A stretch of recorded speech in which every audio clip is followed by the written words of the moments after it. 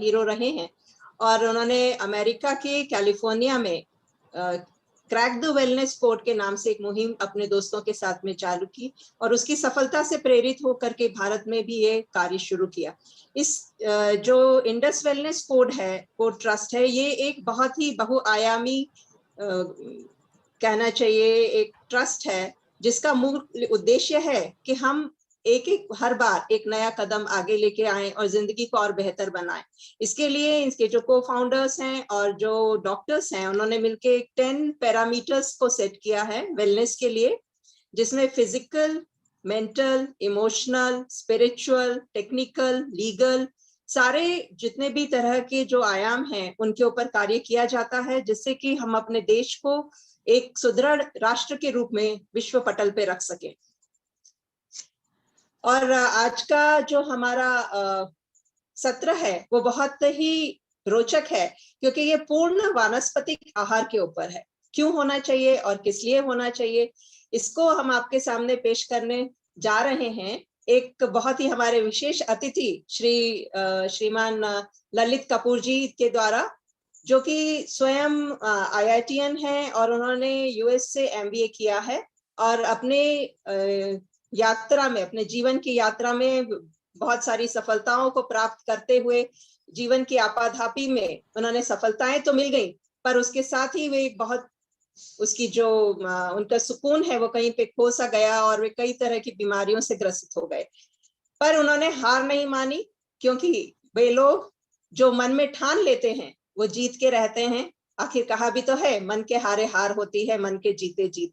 तो उन्होंने अपना इसी जो अपने उत्साह था, जो हौसला था, उसको बनाए रखा और उन्होंने सोच लिया कि मुझे हार नहीं माननी है। उन्होंने पूरा इंटरनेट और सारा ज्ञान जितना भी तरह का था उसको खंगाल डाला और अपनी बीमारियों से न सिर्फ खुद निजात पाई, अपने पूर्ण स्वास्थ्य को प्राप्त किया, बल्कि ये जो उन्होंने ज्ञान और अनुभव अर्जित किया था उसे उन्होंने अपने दोस्तों में, अपने साथियों में भी बांटा और उनको भी अच्छा स्वास्थ्य प्राप्त करने में मदद की। तो श्री ललित जी को तो हम सुनेंगे ही और उनसे उनके अनुभव और ज्ञान के भंडार में से कुछ जो वो मोती हमारे लिए निकाल के लाए हैं उनका हम पूरा लाभ उठाने की कोशिश करेंगे। हम आपके लिए बहुत सारे अपने जीवन, मतलब हमारे जो जीवन यात्रा में कई जो कहना चाहिए बहुमूल्य रत्न हैं, जो नगीने हैं हमारे देश के, उन्हें लेकर के आए हैं हमारे पैनलिस्ट के रूप में। उनमें मुख्य है मेजर जनरल अनुज माथुर जी, श्रीमती नीरा सिंह, श्रीमती सुमरन सिंह, श्री सोमेश भार्गव और मैं आपकी मॉडरेटर डॉक्टर रश्मि जैन, गायनेकोलॉजिस्ट। तो इसके पहले कि हम और बात करें, हम सुनना चाहेंगे ललित जी से उनकी अपने अनुभव और ज्ञान के बारे में। श्री ललित जी, मैं आपको इनवाइट करना चाहूंगी कि कृपया आए और अपने लेक्चर के माध्यम से हमारा ज्ञानवर्धन करें। श्री ललित जी। थैंक यू रश्मि जी। ओम सहनौ भवतु सहनौ भुनक्तु सह वीर्यं करवावहै तेजस्विनावधीतमस्तु मा विद्विषावहै। ओम शांति शांति शांति। About 8.5 years ago, on Christmas of 2012, I received two gifts. One was an Apple TV device, which when connected to TV makes it an intelligent TV. And second was a subscription to Netflix. You all know Netflix. And on 1st of January 2013, our daughters, we have two daughters, they fixed our TV and we decided to watch a documentary which somebody had suggested called Happy. You know, it's very difficult to watch documentaries because they don't run in normally movie halls. So you either see them as a part of some TV show.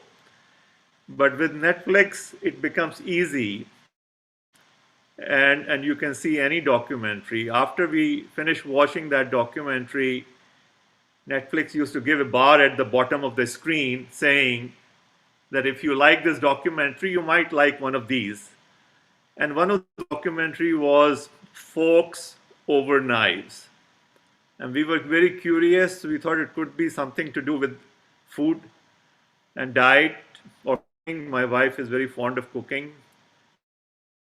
So we watched that documentary, and that was an eye opener. It just resonated with me, and it told me what we are doing wrong. As we grow, some lifestyle diseases catch up with us, and we call them just growing up process. So little pain here, little joint pain, or a little cough, or higher pressure. When we go see a doctor, we don't see any doctor for a long time from the age, most of us, I mean, from age of childhood or 18 to 45, 47, 48. If you're a healthy person living a good life, you rarely go to see a doctor. Maybe if you caught a flu sometime and you got over-the-counter medication or something like that. And when you go to see a doctor, they now give you a form to fill which asks you what medications you are taking.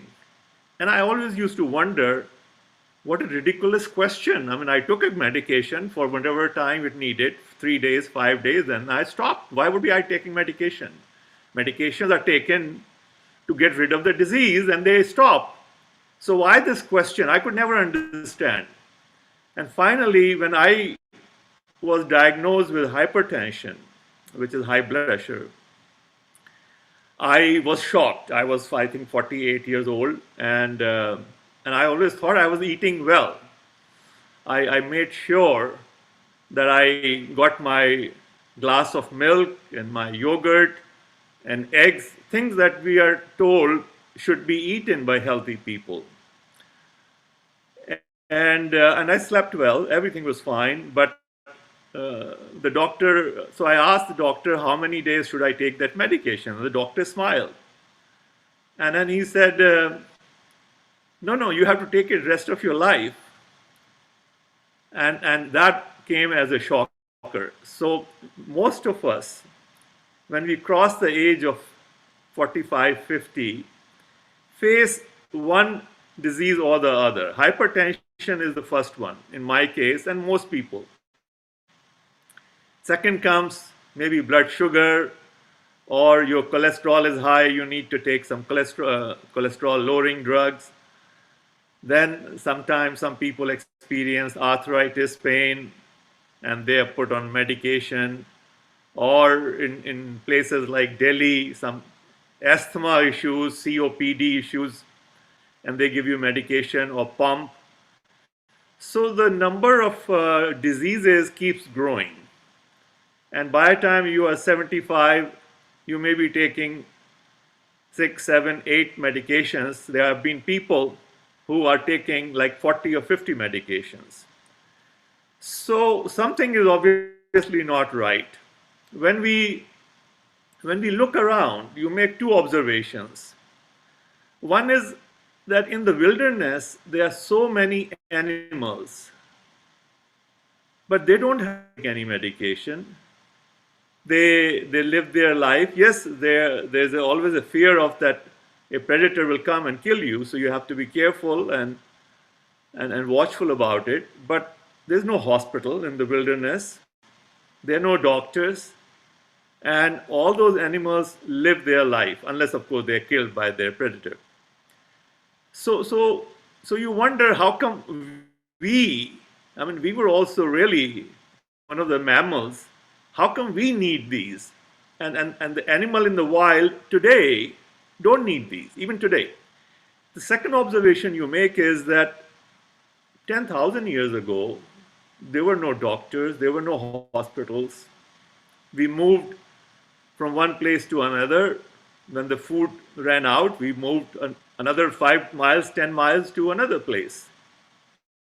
And we lived our life pretty well.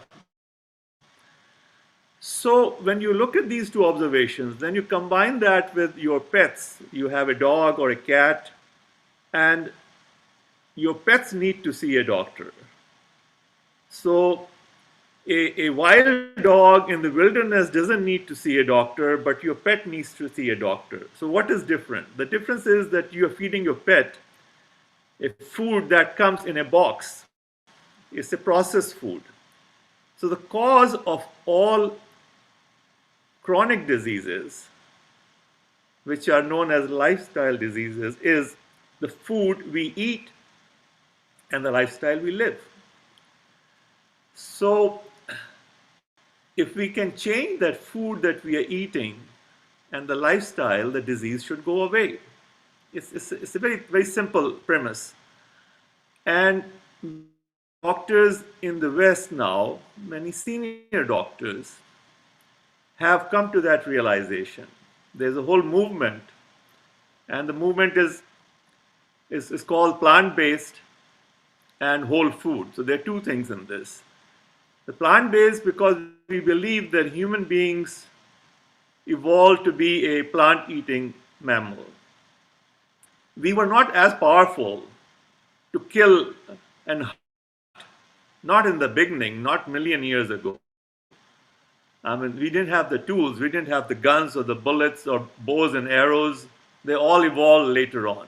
So we were really a scavenger, possibly. Maybe we caught some fish somewhere or some leftover hunt of a tiger or a lion was sitting and we picked up those bones. So we were scavengers. The analysis of poop of paleos shows that in their diet, animal food was only 5%. The remaining 95% was vegetarian food. So that's one observation. And these doctors now suggest that if you eat food as it was intended, because we evolved over millions of years eating something. So our body knows that food. When you consume that food, body is very happy. He knows what to do with it. If you're eating vegetables or fruits or grains or legumes, dal, or nuts and seeds. These are 5 food groups, okay? So fruits, vegetables, grains, dal, legumes, and beans, and nuts and seeds. That's what we ate. And in this, we mostly ate vegetables. These were wild grains, and they were not as plentiful as they are today.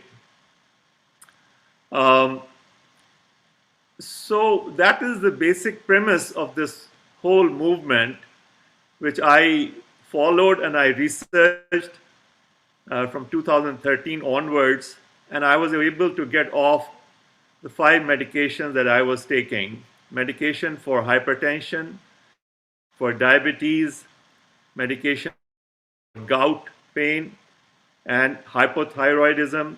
And I also was advised to wear a mask for sleep apnea.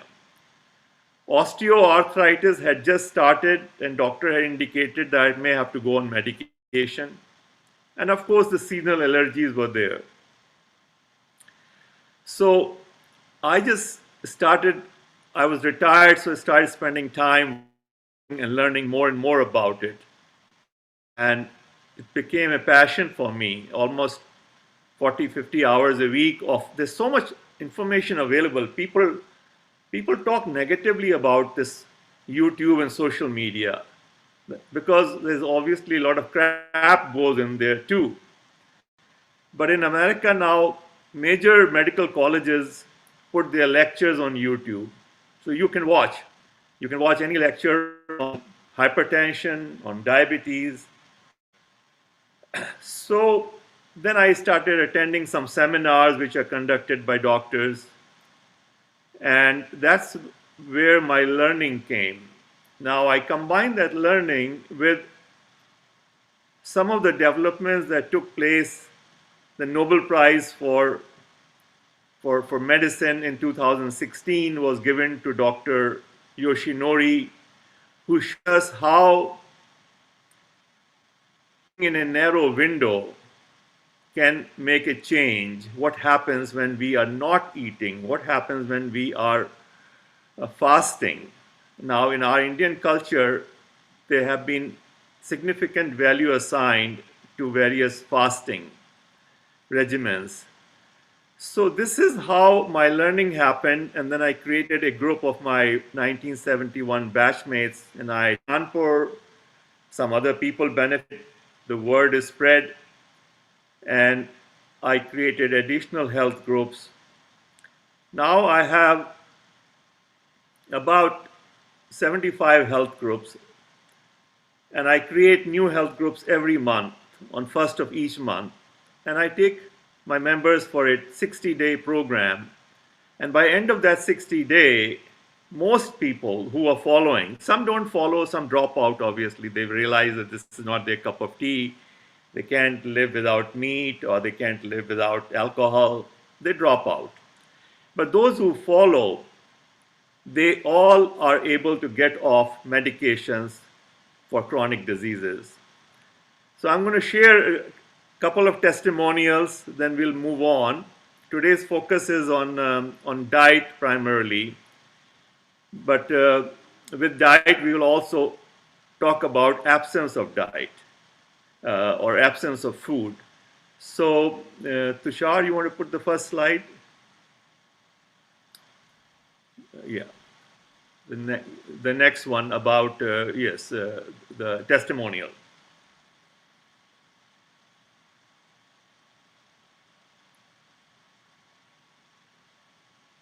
Okay, so here's an example of Vipin Asija. He is IIT Kharagpur, and he joined the health group in August of 20, and in 3 months, he lost 9 kilogram weight. His blood pressure came down to 110/70. His fasting blood glucose level came to 100. His A1C, which is a measure for diabetes, came to 6. Total cholesterol went down to 119. So he was on these different medications. He was able to get rid of those medications. There are hundreds of testimonials. I just picked 2 to start the discussion today. Here's another one from Mukund, who was suffering from arthritic pain for a very long time, and he feels that within a span of 2 months, he was able to get rid of that arthritic pain. So I hear these stories at the end of my 2-month program constantly, and there are hundreds and hundreds of testimonials. So we'll go back to cover slide, Tushar, the 5. Okay, so I group, since we are talking diet and lifestyle, I group them into 5, what I call pillars of health. And food is, of course, most important. And with food, the detoxification is also very important. Physical activity, emotional support, and spiritual balance. So these are 5 factors which affect our life, our health. Okay. And we will today focus on food and absence of food, which leads to detoxification. Let's move to the next slide. Okay. So there's certain myths about food and medicine and lifestyle, which are very commonplace. Now, some myths originated historically, there's some vested interests, though they continue to propagate that myth. I have picked 5 for discussion purposes today. One is everything in moderation. So some people come, so-called wise people, and they say, eat everything in moderation, and you will have no problem. This is wrong, because when you eat everything in moderation, you also get disease in moderation. The diseases which we have come to accept as old age disease. And you will hear people all the time saying, who are in their 60s, that, well, I mean, what more do you expect? So a little bit of, I just take a tiny pill for blood pressure, and then I have a little joint pain, little asthma issue. It doesn't have to be that way. There are still zones in the world, they're called blue zones, where people live to be 100, 110, 115 regularly. 100-year people are working in the field. And when they die, they don't die of any particular disease. They just die because the time has come for them to leave. They die at 105 or 110. Okinawa Island is one of them in Japan. There's a place in California, Loma Linda. And these people live in places where there are no hospitals. Maybe a few doctors, one or two among 20, 30,000 people, and they live a healthy life. So to think that by consuming everything in moderation, you are safeguarding yourself is totally flawed thinking. The second myth is about protein myth. Everybody tells you, oh, you got to take your protein. That is most important. When I was 6 years old, my Nanaji insisted that I must take a raw egg, only the yellow portion of the egg, yolk with a glass of milk. And I totally disliked it, but I took it. Because he was brainwashed that children need a lot of protein. Now, this myth surprisingly was busted by two Indian doctors, because in India, the milk is a big thing. Of course, we pray to cow, and that's fine. But we believe that milk and curd and cheese and paneer, they are a very important part of our nutrition. It is totally wrong. So there were two doctors, Dr. Madhavan and Dr. Gopalan from Hyderabad. They did a research. They took a sample of two sets of mice. To one, they fed only 5% protein. The protein used was a protein in milk called casein.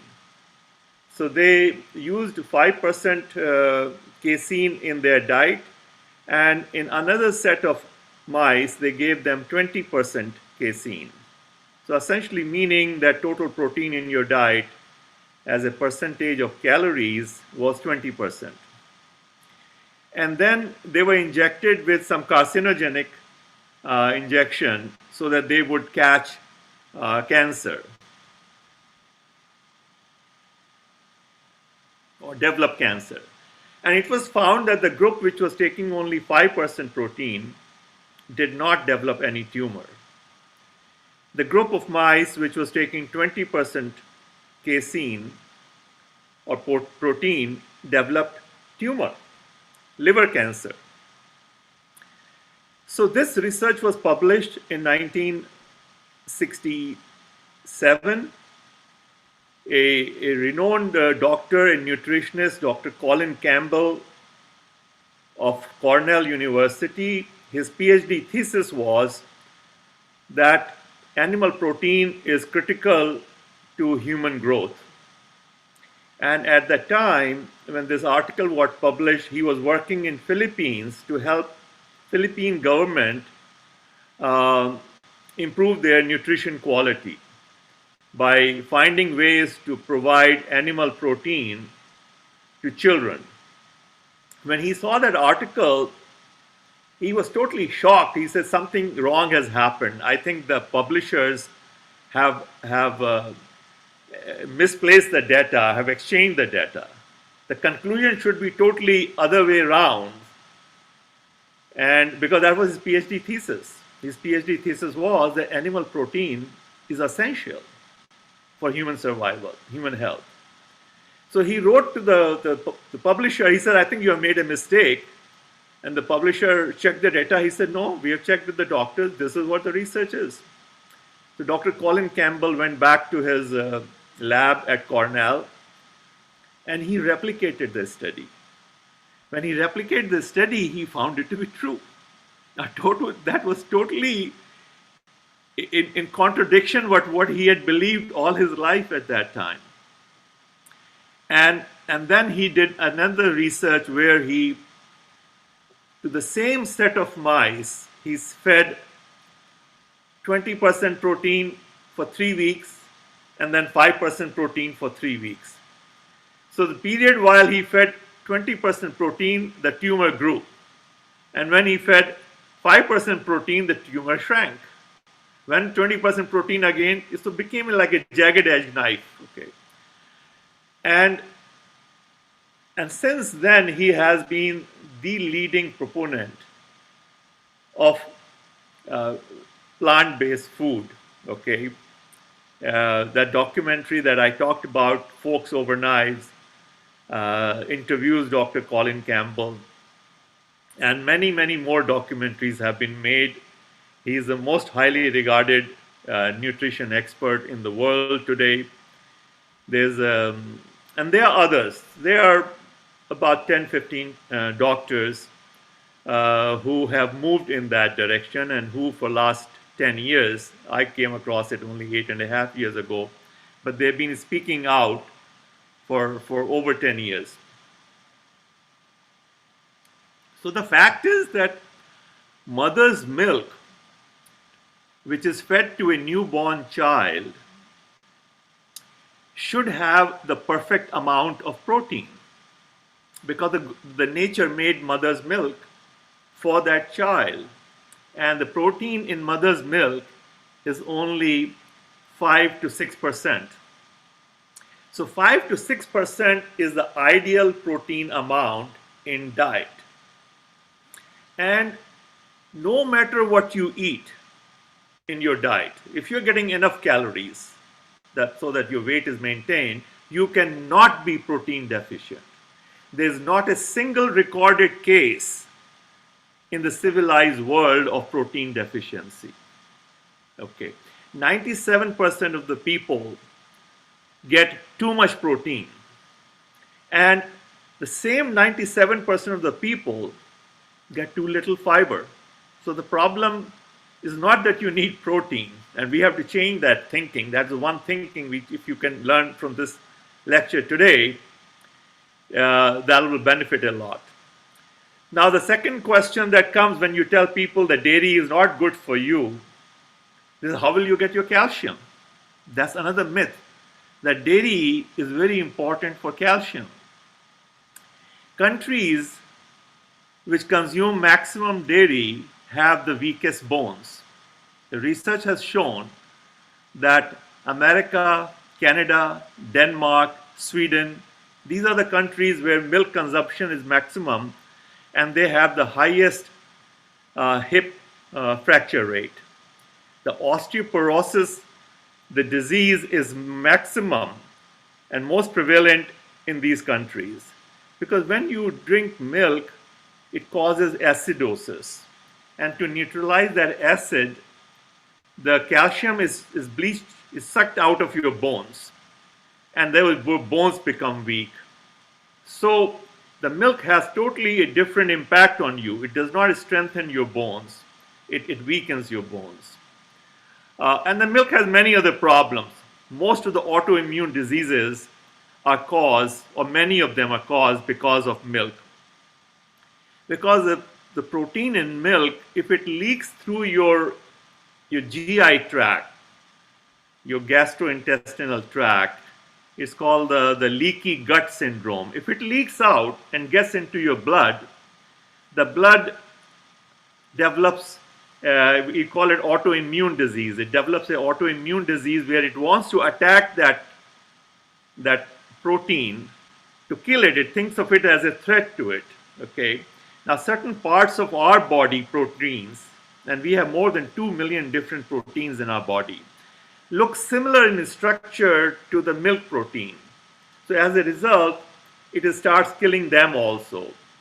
Type 1 diabetes is primarily caused by feeding cow's milk to children. Okay. We'll move on to next myth. Each of these subjects normally is a separate talk in itself. exercise myth. This is a big myth. A lot of people, they go to gym, they work out for an hour or two, and they feel nothing can go wrong with me. I mean, I work out every day. The workout in gym, in fact, is not necessary. The people 10,000 years ago did not work out in gym. They walked. The only exercise, only important exercise is walking. Human body was designed for activity. You need to be walking every day, every hour. You need to be active. If you're working in the kitchen, that's activity. You're working in your garden, that's activity. So people, if just because you exercise and go to gym, and these are the people who get their heart attack, many of them die because they eat unhealthy, but they think that just going to gym, nothing wrong will happen to me, and their cholesterol level goes up, their blood pressure goes up, their deposits happening in their blood vessels all the time, and all of a sudden, boom, they get heart attack. Half the people who die after their first heart attack have normal blood chemistry. So doctors cannot tell that there is any signs of heart illness in them. The last one I have added here is a myth I experienced a lot in my members, because even when their health has improved, their blood pressure has come down, the cholesterol has come down, they're reluctant to give up that medication. There's a feeling that it is better to be safe than sorry, and taking that medication pill is keeping you safe. So if you have two choices, a slightly higher blood sugar or no, a low blood sugar and a medicine, they prefer the second one, which is wrong. The doctors now have come to conclusion, and it is happening more and more in last 10 years, that the medicine is a cause of bigger problems than that slightly escalated symptom in your body. So you should get rid of that medicine. For example, a lot of people believe that a good blood pressure would be 120/80. Okay, but the new findings have clearly stated, and they came in 2014, that for people under age of 60, they should not take any medication if their blood pressure is 140/90. If it is under 140/90 or at 140/90, you don't need medication. If you're over 60 and your blood pressure is under 150/90, you don't need medication. Now, so many people will just keep taking it, even though when I show them the research, the documentation, the videos, they clearly spell it out. They say, oh no, I just want to play safe. The problem is you're not playing safe, you're hurting yourself. Your goal should be just get off those medications, because one medication leads to other problems. When you see the prescription or the printout that comes with that medicine, it may talk about 2 or 3 side effects. But you know, there are another 17, 18 that it did not mention, because the manufacturer of that medicine was able to get away from it. Okay. These 2 or 3 they had to mention because they could not get away from it. So there are different side effects on different people. We all are different people. Okay. Our gut has a lot of microbes, bacteria, fungi, viruses. There are 40 trillion cells in our gut. Our body has only 30 trillion cells. So we have more foreign cells than our own body cells. And that gut is different on every person, because the gut composition of the gut is a function of your life, your diet and lifestyle. And it is different. So different people respond differently to medication, so their side effects are different. So these are 5 myths I picked to talk about today. We'll move on to the next slide now. Okay. So of the 5 important pillars, the most important is food. In food, we'll discuss what to eat, when to eat, how much to eat, and why. Now, why is the difficult question? We may not have enough time today to cover why, because why, again, for each item, it becomes a separate lecture. But let's move on to what to eat. Okay, so we need to eat whole food. So plant-based food and whole food. So I want to explain, this slide explains the difference between whole versus processed food. So I've taken an example of corn. If you eat bhutta, corn on the cob, that is a whole food. You have not disturbed the food at all. It is how the nature intended it to grow. When you take some frozen corn out of your refrigerator and make corn soup, it is slightly processed because it went through the freezing process and it has been in storage for whatever time, weeks or months. But it still is whole food, it's slightly processed. Corn meal is another little more processed. Corn flour is atta made out of corn, which is even more processed. Corn is starch. And then we look at popcorn. Popcorn is treated at high temperature where the corn actually has changed. It pops up and the composition changes. But all of these are whole food at least. They're processed, but they're whole food. Now when we come to corn flakes, which you eat for breakfast, that's not whole food. And it is highly processed food. When you make oil out of corn, that is even more processed because you have to get rid of the fiber and you keep the oil. They make high fructose corn syrup. It is a replacement for sugar that gets added to all soft drinks.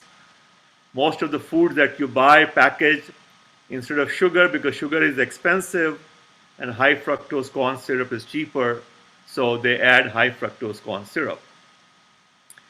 So in this example, try to avoid the last 3. I mean, obviously the last one is the worst, and avoid high fructose corn syrup, avoid corn oil, and avoid corn flakes. Try to eat bhutta as much as possible, or corn atta is good as well. So this is the whole concept of mine and of these whole food enthusiasts and the doctors in the movement, that we must eat food as it was intended. We must not eat refined food, which means all the oils are refined. So we should not eat any vegetable oil. We should not, all sugar is refined. So you can eat sugar cane. Sugar cane, when you eat, they eat tiny pieces called ganderi. Ganderi is very good for you. But the gur that is made out of ganderi is not good for you. Or sugar that is made out of ganderi is not good for you. So eat peanuts, but don't eat peanut oil. Eat all foods, try to eat them in natural form. Avoid food that you're buying in cardboard packages, okay, because they are obviously processed food. We'll go to the next slide. Okay, when it comes to water, one should in the morning eat or drink at least 2 glasses of warm water before drinking anything else. That's one of the detoxification technique. It helps you clean out your body first thing in the morning. And last thing before going to bed, also, unless you have nocturia problem, that's different, but try to have a glass of water. Besides these 3 glasses of water, you really don't need any more water throughout the day. You can eat cucumbers instead of water. Cucumber is 98% water, as you see in this slide. So instead of having a glass of water, you can just have 2 cucumbers. Or you can have celery. you can have watermelon. So if in the summertime you've gone out, when you come back home, just cut the watermelon and have maybe 300, 400 grams of watermelon. Try to eat as much as possible your water besides those 3 glasses that I talked about, and that 3 may become 4. We'll move to the next slide. Okay, so in what to eat, the guideline is no animal food, no milk, no cheese, no paneer, and no dahi. Okay, no dairy, no refined and or highly processed food like sugar, oil, maida. Maida is also processed. Don't eat maida, eat atta. Eat from all 5 food groups: vegetables, fruits, nuts and seeds, beans and legumes, and grains. Now, there's too much talk in Indian social media that one grain is better than another, and somebody will put an article, the millets are better, bajra khao, nahi bajra nahi, aap makka khao. Doesn't matter. At the end of the day, eat what you like. If you like gehu, gehu khao. If you like makka, makka khao. Bajra, if you prefer, eat bajra. But don't eat bajra. I like gehu, but I think bajra is more healthy, so I'll eat bajra. That is wrong. Eat whatever you like, and eat some of what you don't like. So maybe once a week you have bajre ki roti with sarson ka saag or something like that. Eat everything you like and some that you don't like. Okay. So if you like mostly potatoes, but okay, sometimes eat sweet potatoes also. Okay. Add herbs and spices generously. They're very important. I dedicate a whole session to the discussion of herbs and spices. जितना हो सके आप उसमें मसाले डालिए, जितने मसाले हो सके आप डालिए.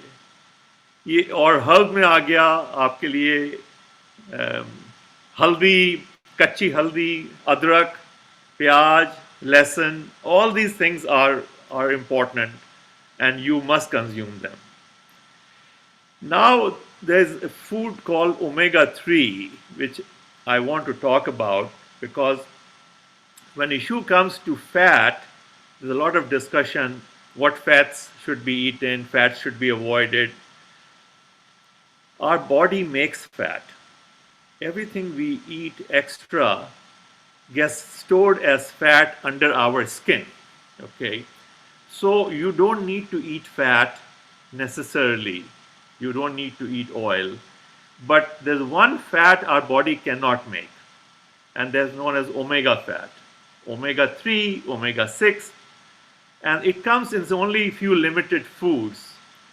And flaxseed is one, अलसी के बीज. In fact, Gandhi ji had once said कि जिस दिन दुनिया में लोग अलसी खाना शुरू कर देंगे, आदि health problems खत्म हो जाएंगे. So flaxseed, chia seed, and walnuts, these 3 foods have omega-3. And also mustard, sarson ka saag has omega-3 also. Sarson ke beej, mustard seeds, which we put in our food, is also rich in omega-3. Mustard oil. So if you must eat oil, any oil, then the only healthy oil is mustard oil.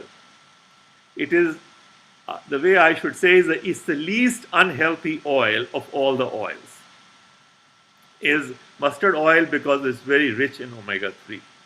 All other oils have too much of omega-6 and too little of omega-3. So there's a ratio of omega-6 to omega-3.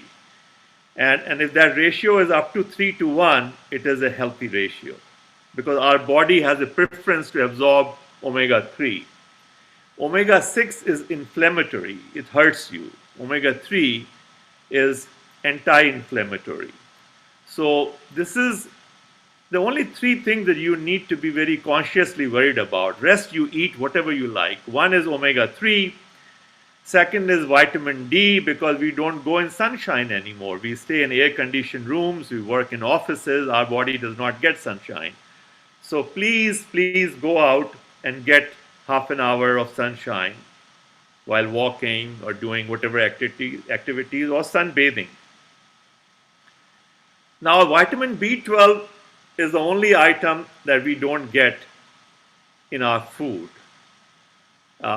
we the vegetarians, because vitamin B12 we used to get through our contact with soil. We used to work with our hands, with our legs, bare skin.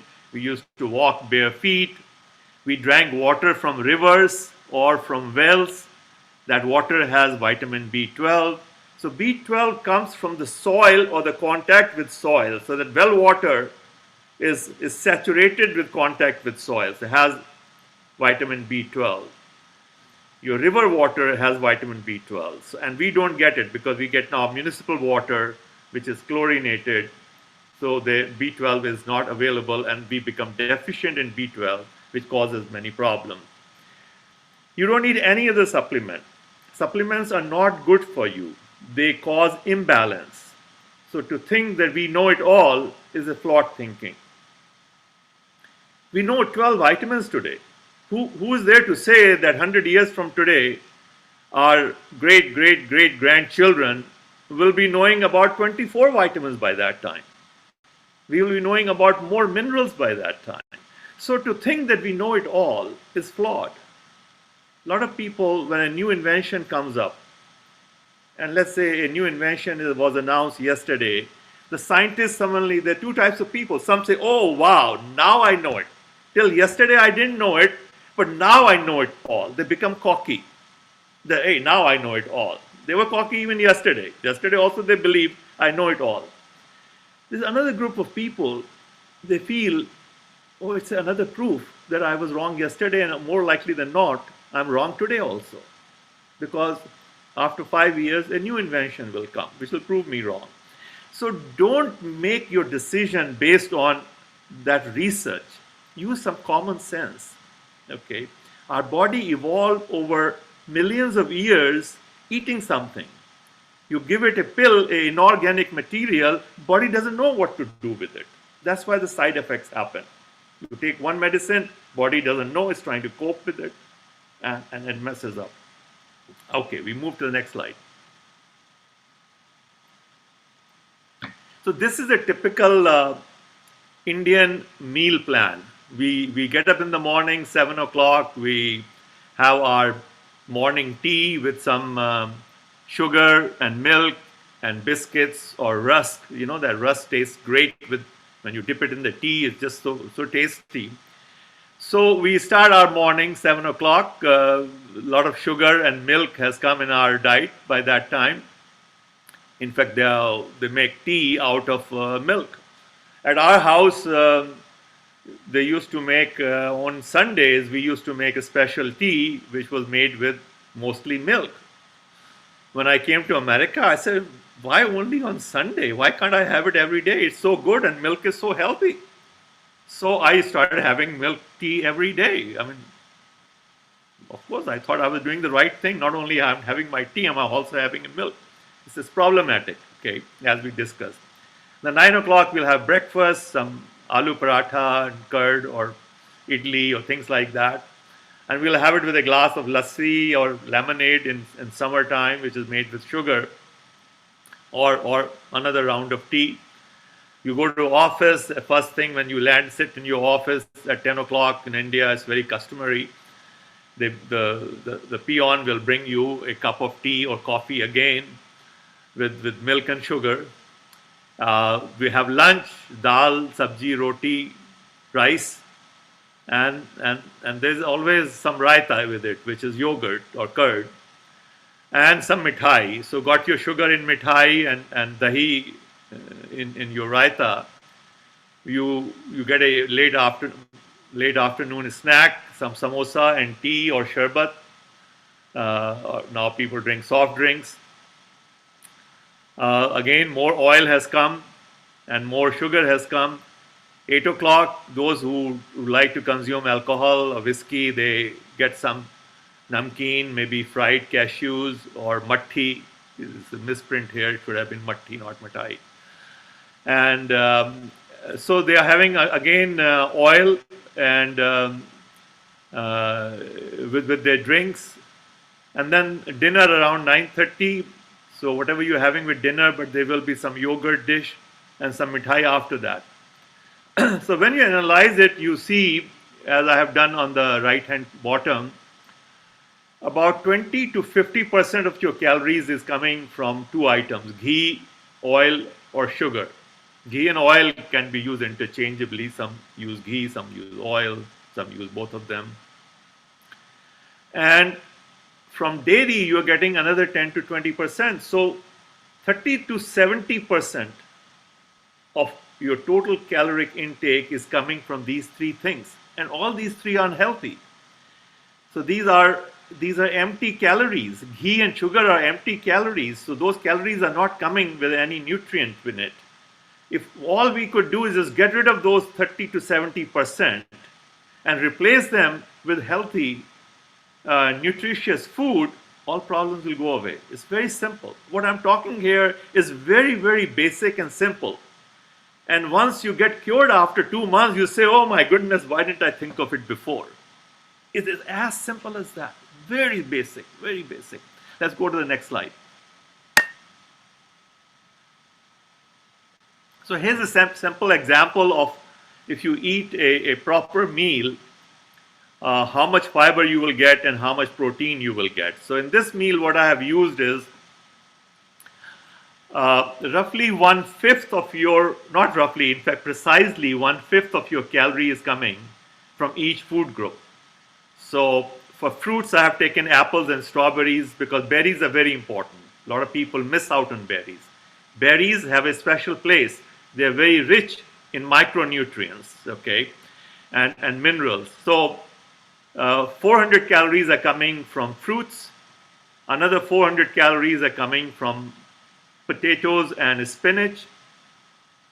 Then we have 400 calories from legumes, so dal and chane in this case. Another 400 calories from grains, which is rice and wheat. And another 400 calories from seeds and nuts, so flaxseed and walnuts. Total 2000 calories. You are getting 82 grams of fiber and you are getting 58.6 grams of protein. That protein will amount to about 11.7% of your total intake in calories. That is plenty, is more than enough, okay, more than enough. Fiber, 82 grams, that is very healthy meal. Now in America, the guideline for fiber input, daily recommendation is 25. They make it 25 because they can't get more than that. If it was more than that, they will have to stop eating meat because meat has no fiber. Dairy has no fiber in it. Oil has no fiber in it. Sugar has no fiber in it. So sugar, oil, maida, dairy, yogurt, paneer, they all have no fiber. Okay. And that's where our problem comes, because that's why I said 97% of the world population in advanced countries is fiber deficient and they are getting too much protein. Now, when you get too much protein, your body doesn't know what to do with it.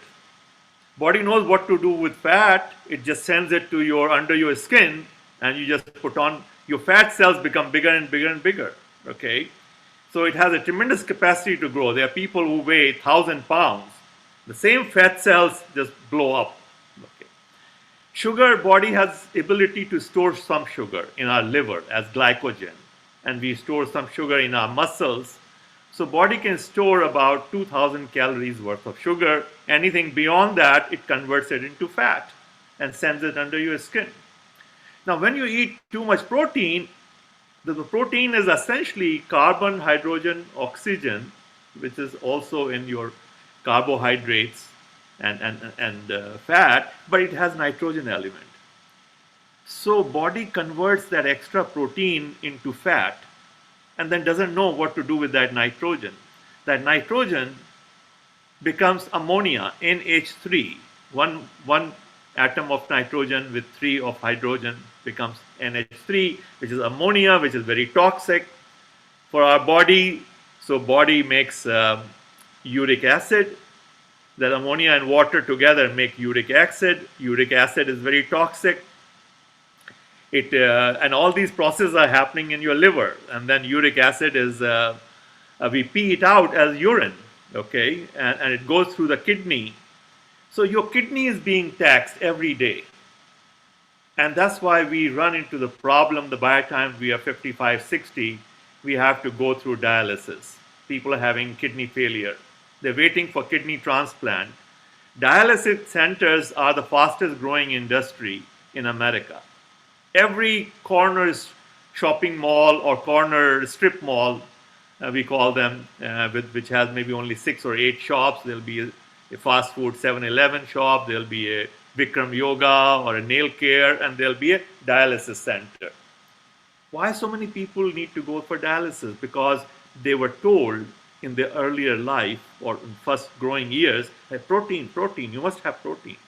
And who says that? Well, that's how it is. The protein in the animal food industry wants to sell animal food. The dairy industry wants to sell milk. So to sell milk, they have to tell you, put it in your mind, you need protein.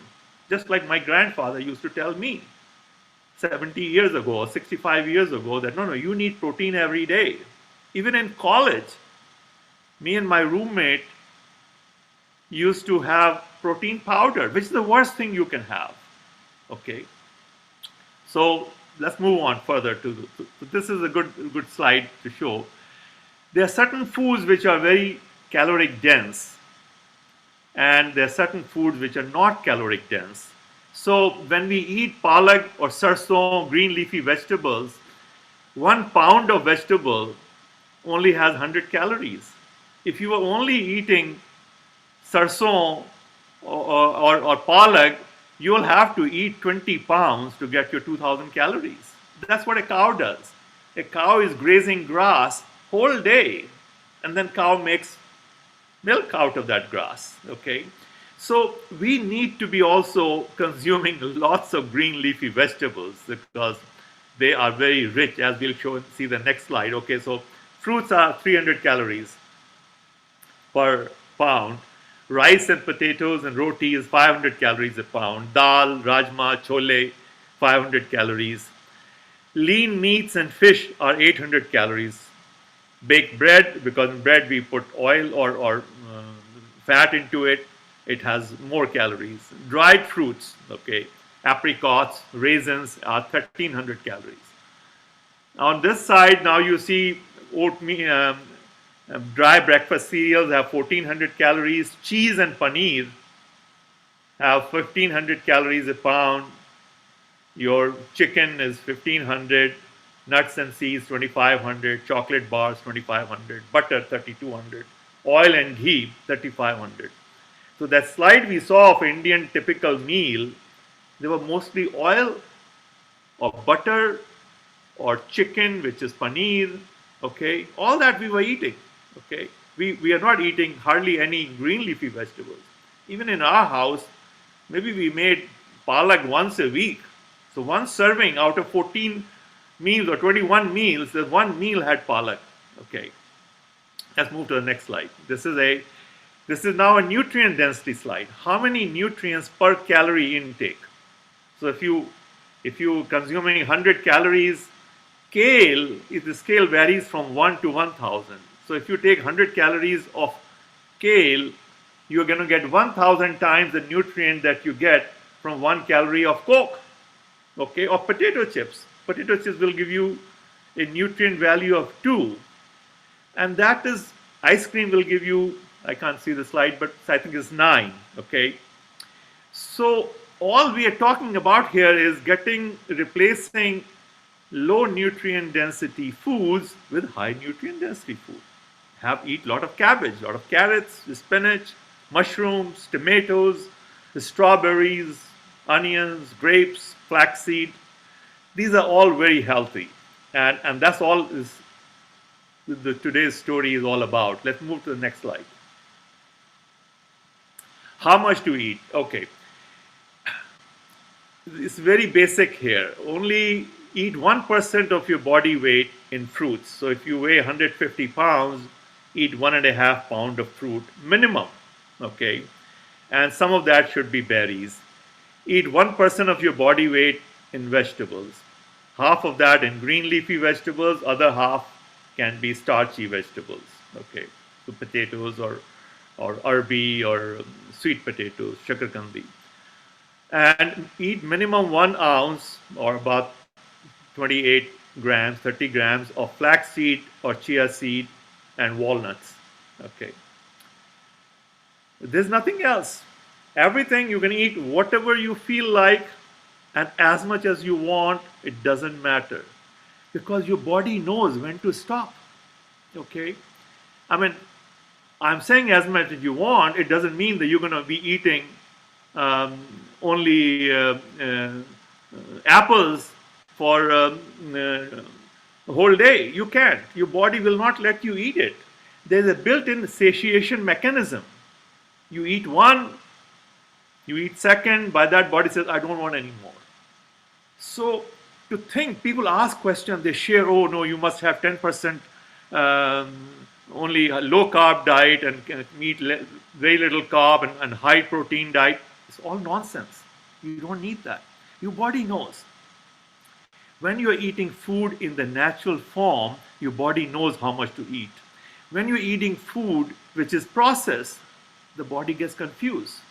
These processed foods are designed by PhDs in psychology. They know how to circumvent your satiation mechanism. There's a product called Pringle chips, potato chips, okay? They advertise, they boast about it. You can't stop at one, which is true. If you don't eat, it's okay, you're fine. But you eat one chip, you can't stop now. You'll keep eating. The whole box will finish, and you won't even realize. One time, I decided to eat one ice cream. I bought a pint of ice cream. I said, I'm going to see when I reach that satiation point. I felt sick, but I did not reach the satiation point. So yes, if you're eating those artificial foods, then you have to listen. Oh, I must only eat one serving of it. I must eat only 50 grams of it. But when you're eating natural food, plant-based, whole food, unprocessed, unrefined, body knows how much to eat. So throw away all that knowledge that you have acquired. These days I've seen people having a program on their iPhone about the exercise, how much should I exercise, how much protein, how much carbohydrate, how much of zinc I'm getting. All nonsense. You don't need it. Okay? Just eat plant-based whole food. When your body says stop, you stop. In the morning, after I've had I eat only 2 meals a day, and I start my meal at noon. I take a bowl of walnuts and go sit down when I'm watching some news, and I keep eating. And when I'm satisfied, I stop. I don't count. I tell people to eat 5 walnuts between 10 halves, but I don't count.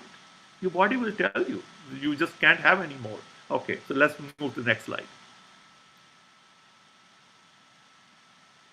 It's really quite a basic slide. The only thing I want to talk here is flaxseed should be ground, and you should try. It's very difficult to eat a lot of leafy vegetables. You're not like a cow that we can go into the field and graze all day. So you need to juice, and by juicing, you can have, if you have 3 glasses of juice, you can have about 3 pounds of green leafy vegetables each day. Those people who are sick, who need to reverse the disease, I advise them to have a glass of juice before every meal. And juice is basically made from green leafy vegetables, from cucumbers, from celery, ginger, lemon, those kind of things, okay? And you flood your body with nutrients.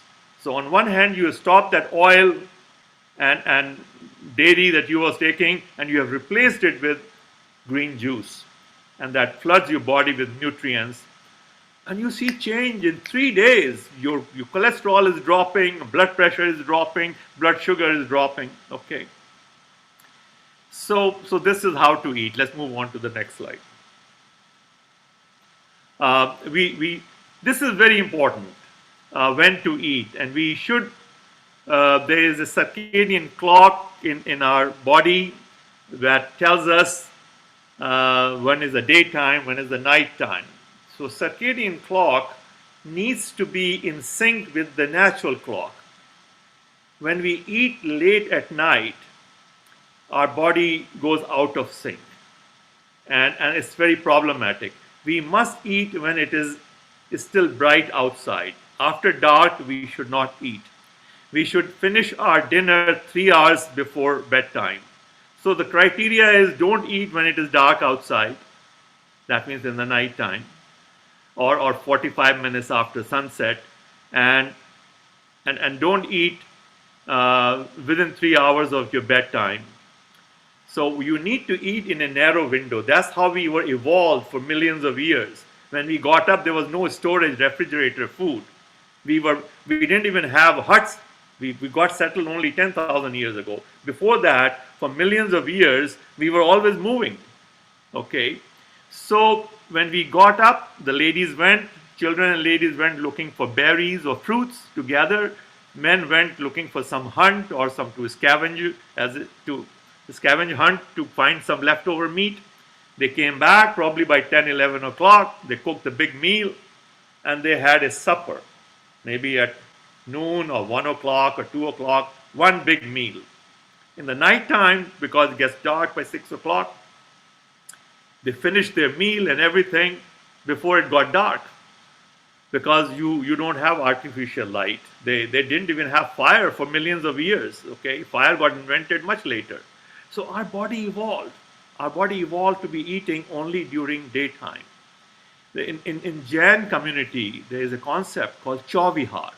And Chauvihar, I mean, what a beautiful concept. And they had it 2,500 years ago. Okay, I wish we all had followed that. In India, of course, it's very, very bad. India people eat very late. In America, restaurants open at 5:30 in the evening. And by 8:30, the restaurants are closed during weekdays. Weekends maybe open till 9 o'clock. Okay, so that's one thing Americans got right, to eat early in the evening. Even when they go out to drink, young people, they have dinner, then they go out to drink.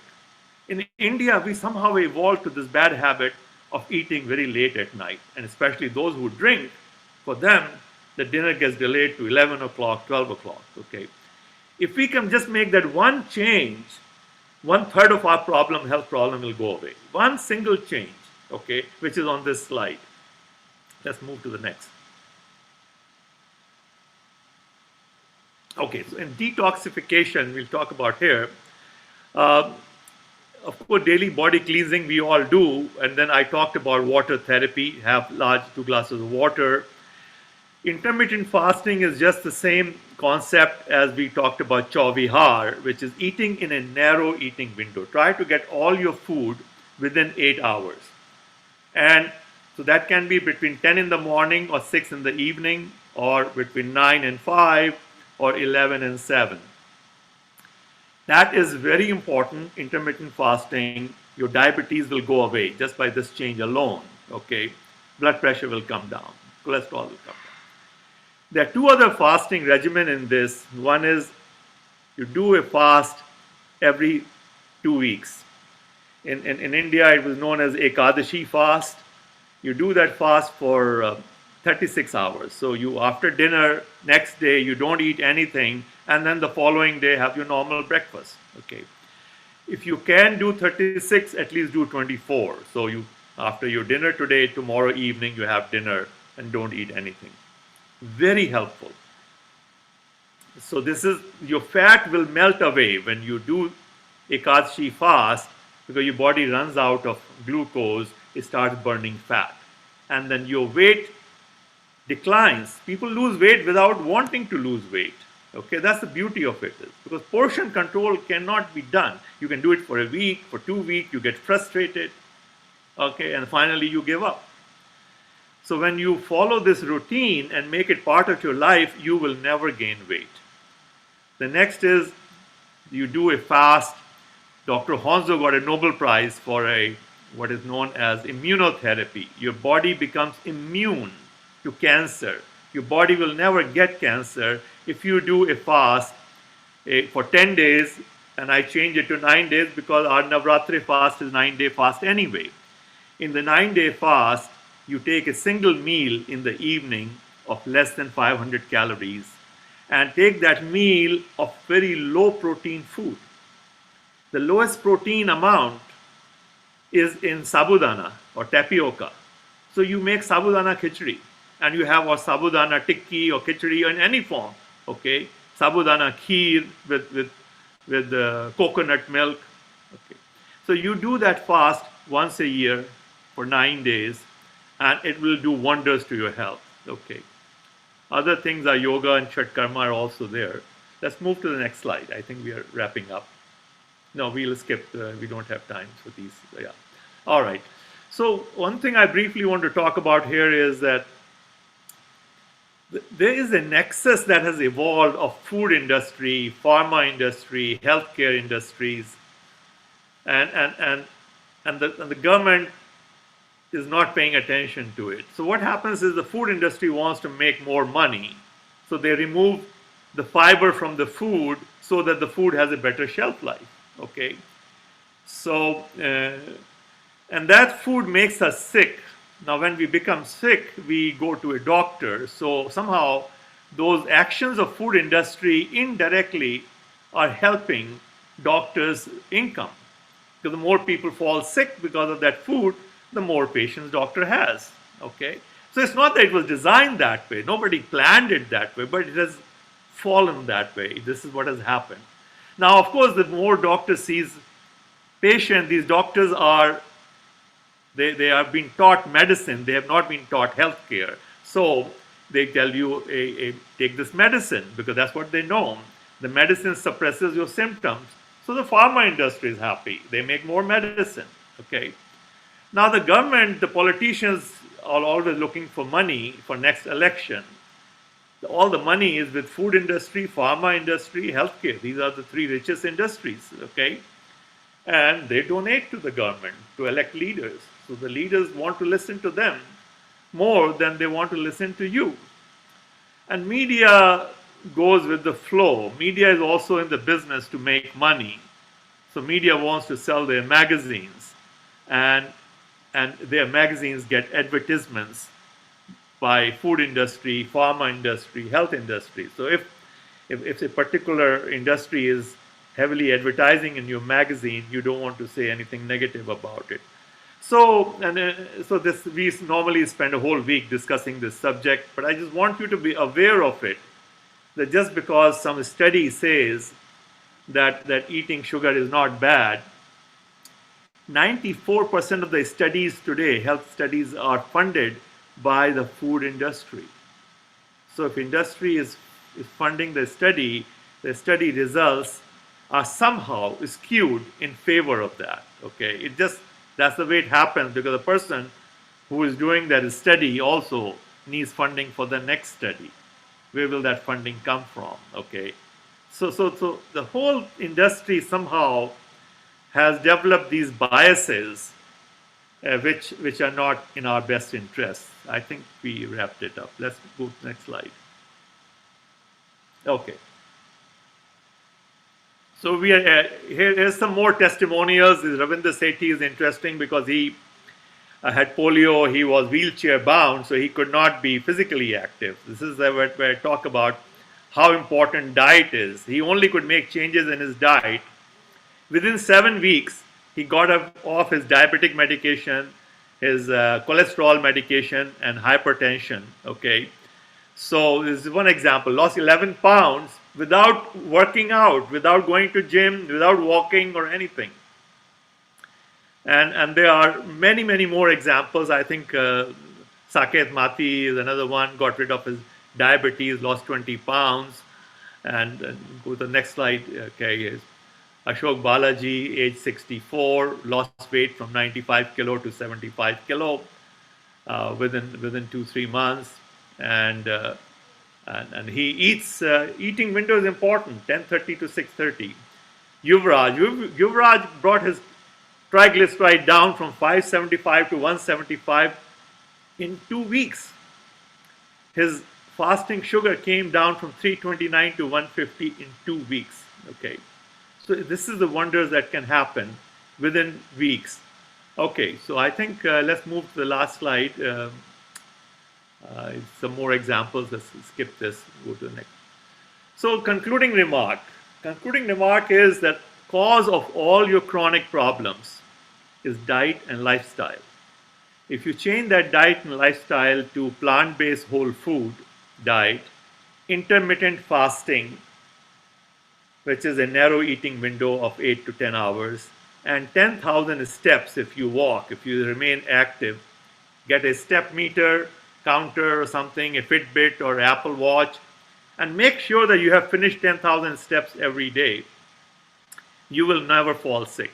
It's easier than you think. Okay, all you need to do is empower yourself by educating yourself and then practice what you learn. So I run Facebook groups every month. So the June group will be June 21, Make My Health. You can go to Facebook if you want to join a 2-month program. It's free. We run WhatsApp groups. There's my phone number.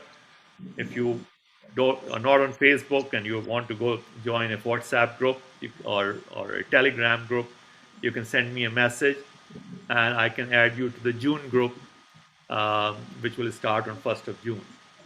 Thank you very much. That concludes my discussion. I'll answer questions now. Thank you, Mr. Lalit Kapoor ji. आपने बहुत अच्छे तरीके से इस बारे में जानकारी दी कि हमें क्या करना चाहिए।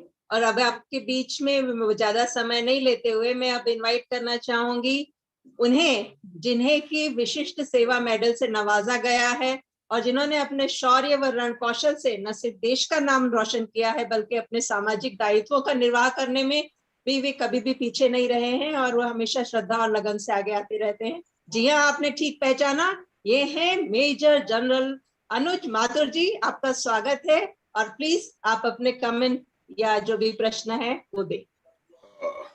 Thank you very much. मैं हिंदी में बात करूं या अंग्रेजी में? इसमें कोई इंग्लिश हिंदी में बोलेंगे। तो मैं एक चीज से शुरुआत करना चाहता हूं कि in spite of my surname and 4 decades in uniform, I have remained a vegetarian. When I say in spite of my surname, the Mathurs are known for eating non-vegetarian food. Armed forces give you a huge opportunity to have non-vegetarian food. So in spite of that, I have remained plant-based, as Mr. Kapoor was trying to say. So with that, as a little background, I want to start. There are just 2 things that I want to tell you. One, I'm a non-technical gentleman. I don't know what nutrients and this one, that one, this, that, and the other. The thing which I know is that the food that you must eat should be energizing food. And when I say energizing food, what it means is that the energy required to digest the food should be lesser than the energy that food provides to your system. And as long as that happens, you are eating energizing food.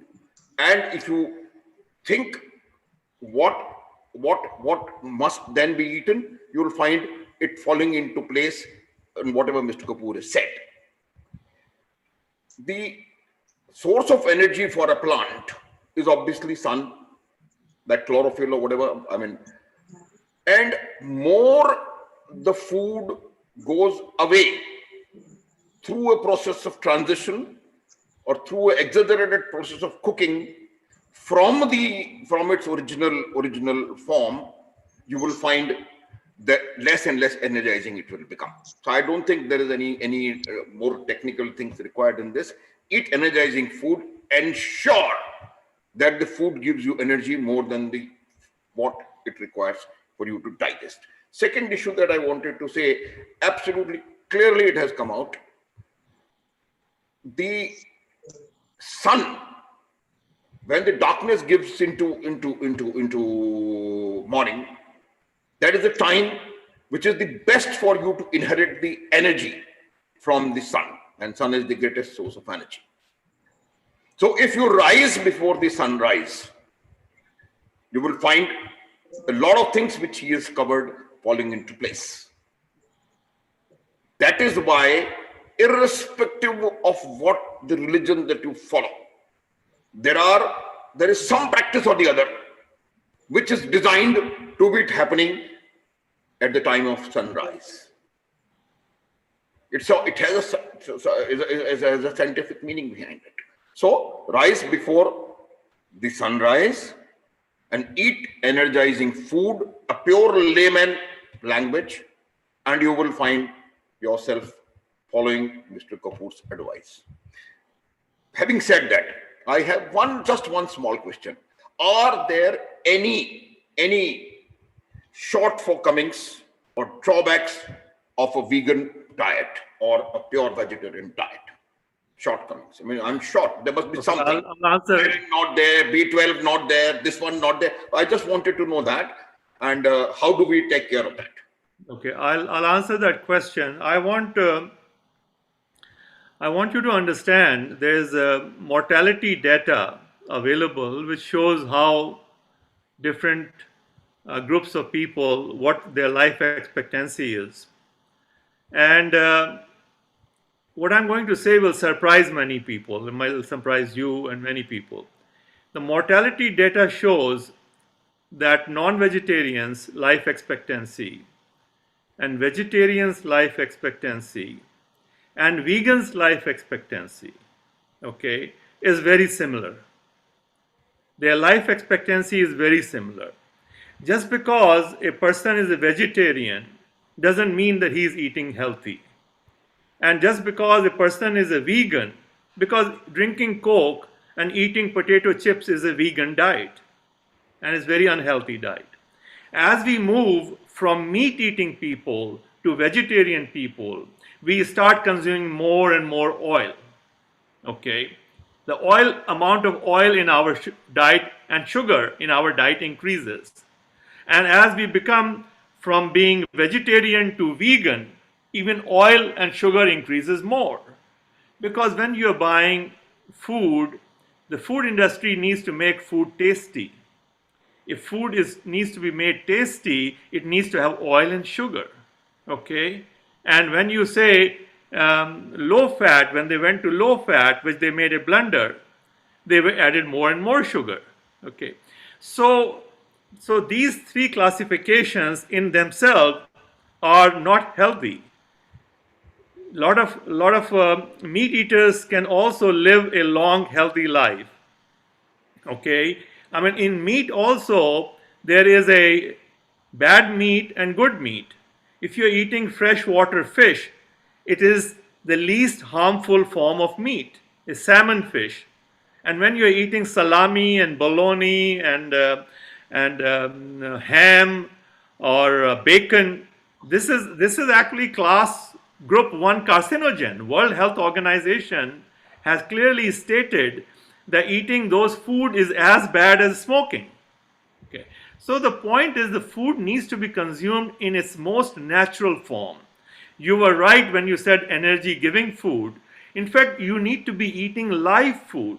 If you have a garden and you pick up a cauliflower which was alive half an hour ago, and you are eating it, cauliflower you can eat raw. Okay, so it is live food and gives you life. So one of the good habit is to have your own kitchen garden. And now in America, we buy some salad leaves which come with roots. We buy it, we put it in our refrigerator, and they're alive. Those plants are alive. So you need to eat alive food. You need to eat food in natural form. And you need to get rid of that oil, which is processed food. Eat all mustard seeds, eat them. Seeds are also live, believe it or not, because in fact there was it was a news item yesterday. American researchers put seeds away and they found some seeds 114 years ago, they were buried and they came to life.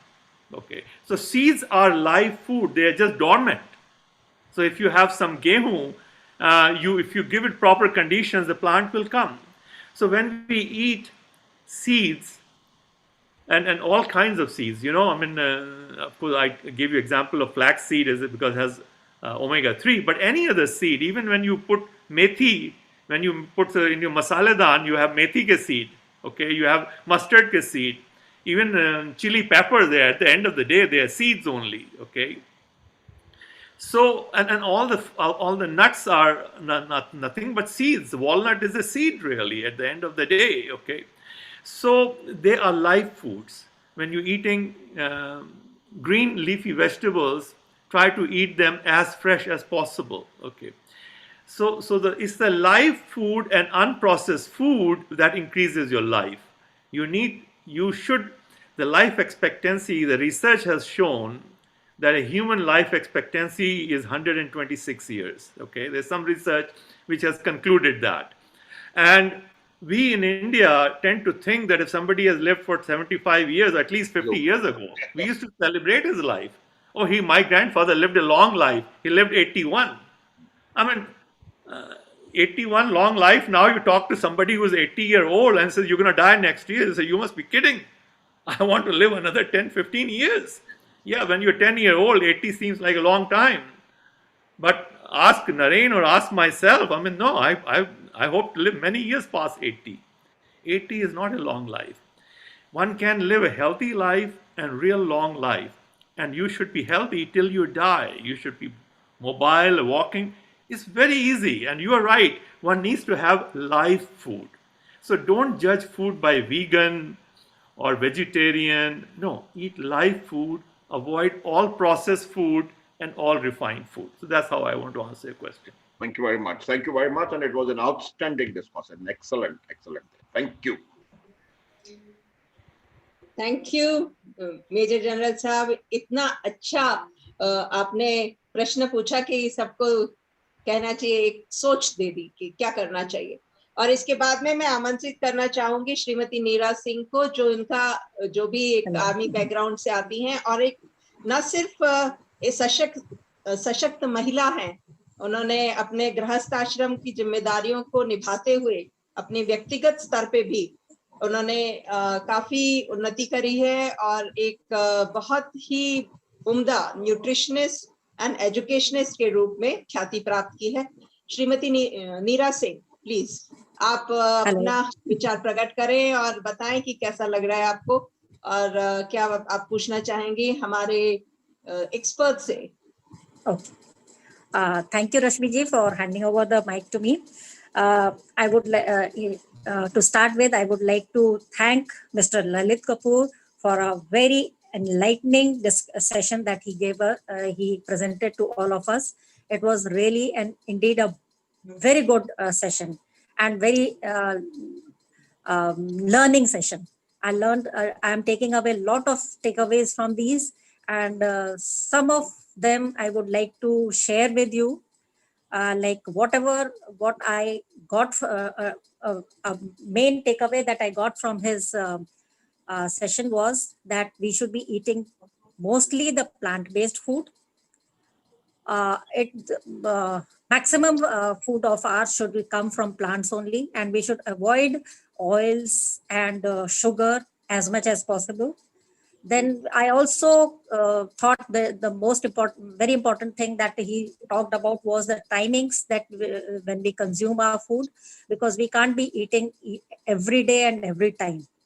There should be some timing to it, and we should stick to it, which will definitely make us more healthy. We should go into detoxification once in a while and as much as possible on everyday basis. He also, I think, gave a good emphasis on activity, that at least 10,000 steps we should be taking, or at least we should be moving around in the house, doing our work on our own. So we should not be sitting or leading a sedentary life, but we should be moving and living an active life. And the most important thing that I found was that he emphasized more on natural food, natural form of food. And the best thing was, this is what was propagated by all our dadis and nanis generation. They just told us this, whatever we are now learning from each other. But this was the everyday affair for our nanis and dadis. So this was the best takeaway. But in spite of all that, I would still want to ask a question from him. and that is, since I'm a nutritionist and I keep reading a lot about diets and food and nutrition and all, and one form of diets that is very, very important, very, very famous these days is gluten-free diet. People are talking a lot about gluten-free diet, and people think that wheat has got a lot of gluten and we should avoid eating wheat because it makes us fat. So I would like to ask Mr. Kapoor, is it so? Because I feel if we are eating a plant-based food, we should be eating wheat also in the same way. But as per the gluten-free diets, they say the wheat should not be eaten. So how much weightage does he give to this idea? And is it a good idea to have millets, or are millets more healthier than wheat? I would like to ask this question from you. All right, it's a very good question, and thank you for asking that question. The thing to understand is gluten is not the problem. Gluten is problem for only less than 1% of the people. They have disease called celiac disease, okay, or gluten sensitivity. What happens we must understand how wheat is harvested. As wheat grows and matures, you have a field, you have whatever hundreds of acres of wheat maturing. It does not mature at the same time. You have some which are still a little bit green, some which are dry and have become wheatish color, light brown. So when they use mechanical forms of harvesting, those machines cannot work. These are called combines. Combines are a set of maybe 5 machines going together. 1, 2, this cuts it, this cleans it, this does. So you see 1, 2, 3, 4, 5 machines going in line harvesting wheat. And if some of the wheat is green, some is ripe, some is not ripe, it does not work. So they spray a compound. It's called Roundup. Okay, it's a chemical. When they go spray Roundup, and then within 2 days, all wheat becomes brown or wheat color. Okay, it dries up. Now the combines can come and harvest it. Now Roundup is something we use in our homes to get rid of weeds from the lawn. When you see the lawn and there's some foreign element which is not grass growing, you spray a little Roundup and that plant dies in 2 days. Okay, and then you take it out.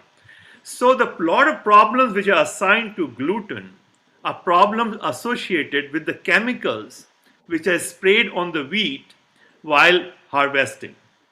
Okay, and the thing is, of course, the food industry is always looking for new product ideas.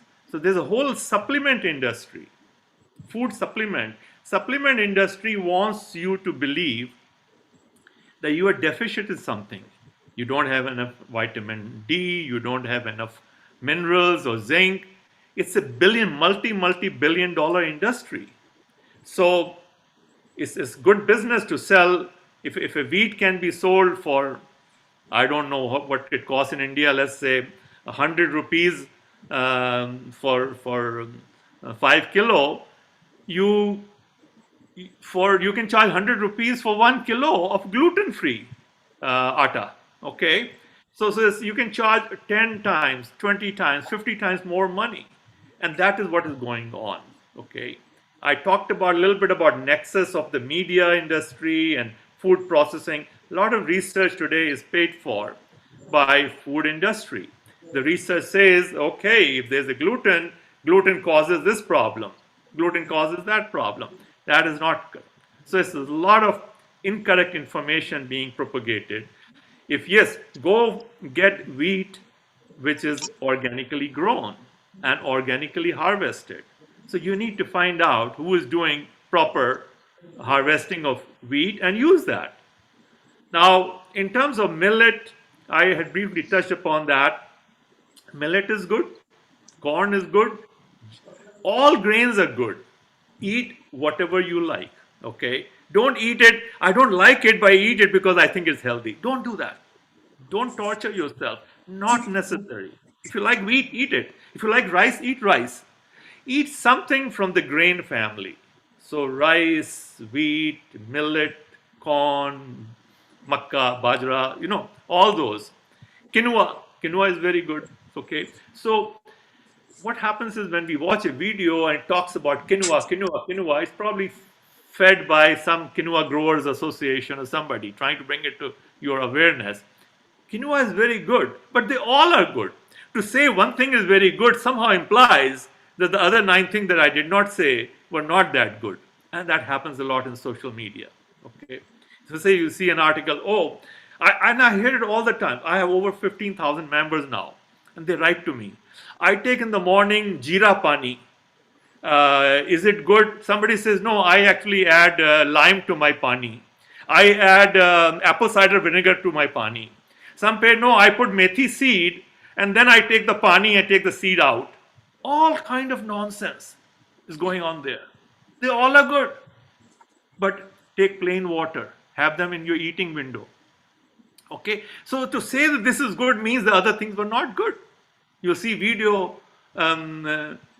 benefits of ginger. Well, there are benefits of garlic also. There are benefits of onions also. So to talk about benefits of ginger and not talk about benefits of garlic and other things is flawed somehow. Okay, because you need to eat everything. That's why I said eat all herbs and spices. All are good. Whatever you like, eat it. If you don't like peppers, don't eat them. If you like green peppers and not red peppers, don't eat red peppers, eat green peppers. They all are good. It's lots easier, lots simpler than we have somehow been led to believe. Okay? Yeah. So that's my answer for you. Yeah. Thank you. Thank you so much. You're welcome. That's a good answer. Thank you, Kapoor sir, for enlightening us with such a nice knowledge. Now I'll ask, and I'm going to invite Mrs. Simran Singh, जो कि एक बहुत ही सौम्य सरल विदुषी assistant professor हैं SOID sciences and nutrition IIS university Jaipur से, और जब वे साथ हैं हमारे तो फिर क्या गम है हमें, उनके द्वारा ही हम सुनते हैं कि उन्हें क्या कमी लगी है और क्या प्रश्न है उनके. Mrs. Singh, please. Yeah, thank you, Dr. Rashmi, and thank you, Dr. Kapoor, for enlightening us with such a wonderful session. It was an amazing time lab, and nearly 1 hour just passed away, and we had so much to hear from you. The 5 pillars that you described, I'm sure they would really help people attain a healthy lifestyle. Although today we could hear only about the food part, and we couldn't hear about rest of the 4 pillars. And we are hoping that we would soon get to hear a lot from you on those other 4 pillars also. And we would like to be the part of this journey whereby we can also get benefited out of these 4 pillars also. Of course, we know a lot about food. I am personally teaching food and nutrition. So that gives a very different perspective also, because we all the time we are talking about animal proteins and about their high biological value. And though you have also put some light on the quality of protein, and maybe we can have a longer discussion on that also regarding the amino acid contents of plant foods and animal foods. But keeping that discussion apart, I have one more query. See, there are a lot of sweeteners in the market. We have aspartame types, and then we have the so-called natural sweeteners. We have some sucralose based, and then there's another one in the market which is stevia. So there are people who are using stevia directly as the leaf blades, as we know them, and then there's some stevia powder also available. So can you just put some light upon whether they are useful or not, and whether one should be consuming them? And if yes, then are the sucralose or stevia based any better than the other ones? Okay, very good question. Very good question, and it's very appropriate because a lot of people who are overweight, they go for artificial sweeteners. and also people who are diabetic. So there's a lot of misconceptions. Diabetics feel that they should not be consuming sugar even in natural form. They should not be consuming fruits or mangoes. In fact, there are a lot of people in India who are diabetic. They thank me after 2 months. They say, oh, I have eaten mango now after 5 years. I had avoided mango for last 5 years because I'm diabetic. Some say I had avoided bananas. There are a lot of misconceptions floating around. Now, all artificial sweeteners are very unhealthy for you and should be avoided. Eating sugar itself is better than eating those sweeteners. So please understand, all artificial sweeteners are fattening. Because what happens is, when you eat a artificial sweetener, your tongue sends a signal that sugar is coming. So all your body chemistry now comes in play. Oh, sugar is coming. This is like a story of cry wolf. When a child fooled his mother twice, there's a wolf is coming, the third time the real wolf came, and mother did not go. Similarly, it's the false alarm. So the tongue sends a signal to the brain, sugar is coming, please release insulin, please do this. And you drink the soda pop, or you eat that food or whatever you're eating, and nothing happened. So all these chemical reactions in your body happened for nothing. Okay? So you develop insulin sensitivity, becomes worse. Your diabetes gets worse. You put on weight. You literally put on more weight because you eat more. Your body says, I haven't gotten it. I'm not satiated.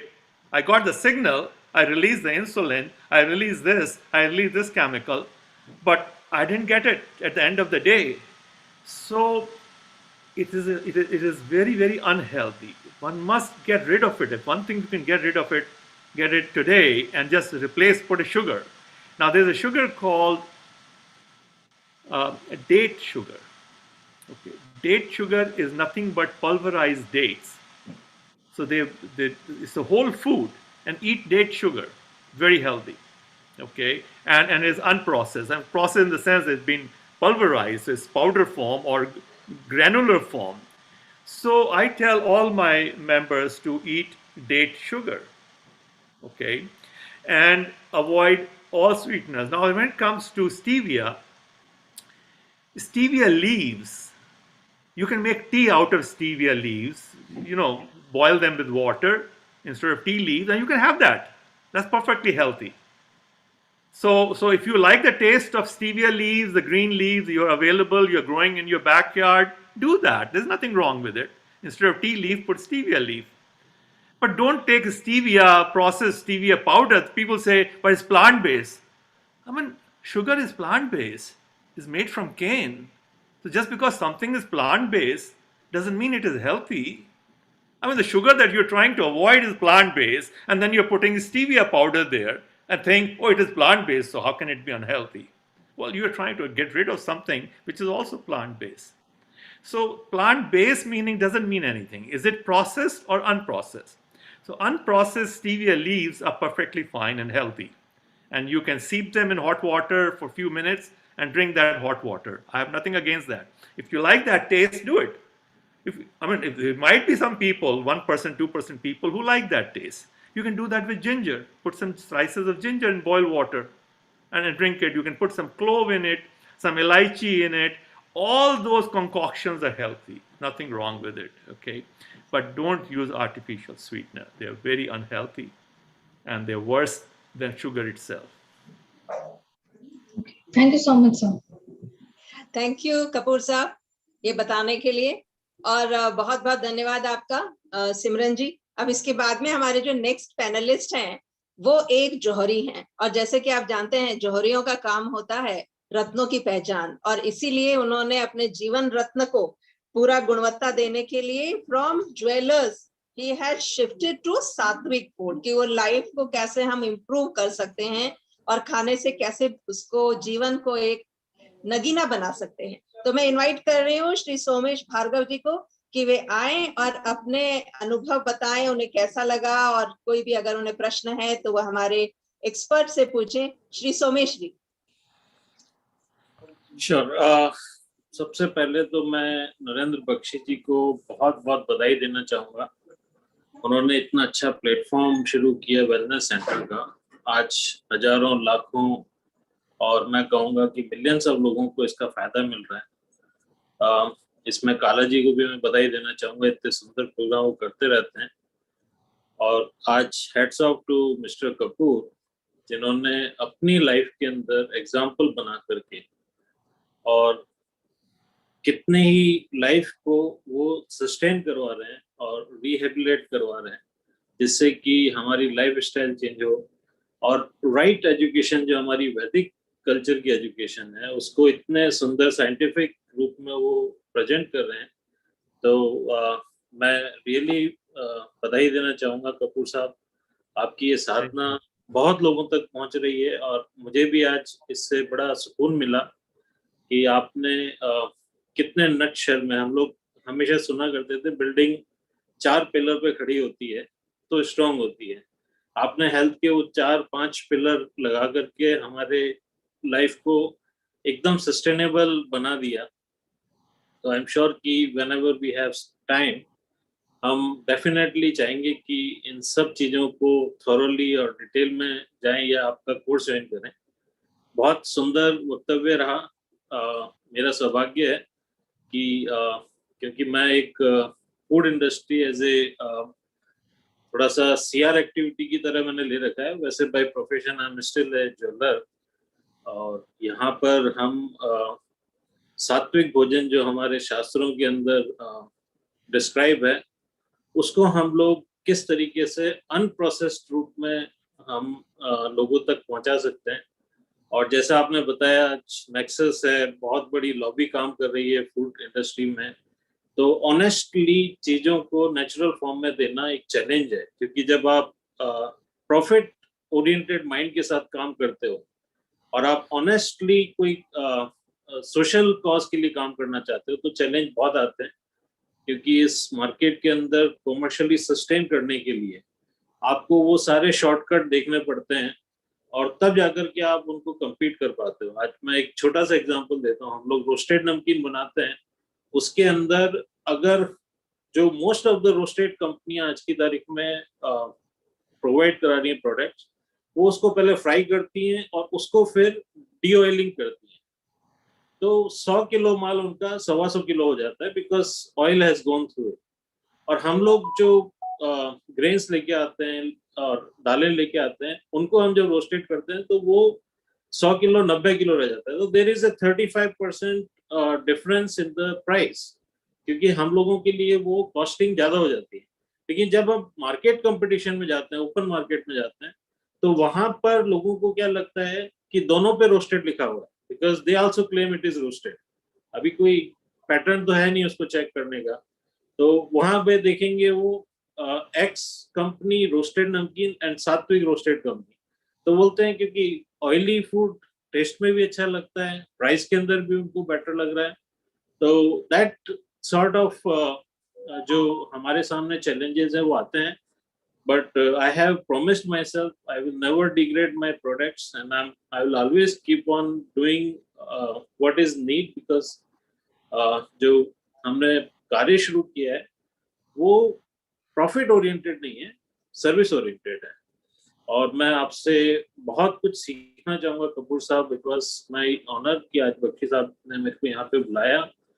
और मुझे बहुत अच्छा लगा कि इसके बहुत सारे आयाम हैं जिनको हमें एक्सप्लोर करना चाहिए, और इस कार्य को जितना सुचारू रूप से चला सकते हैं, will definitely do it.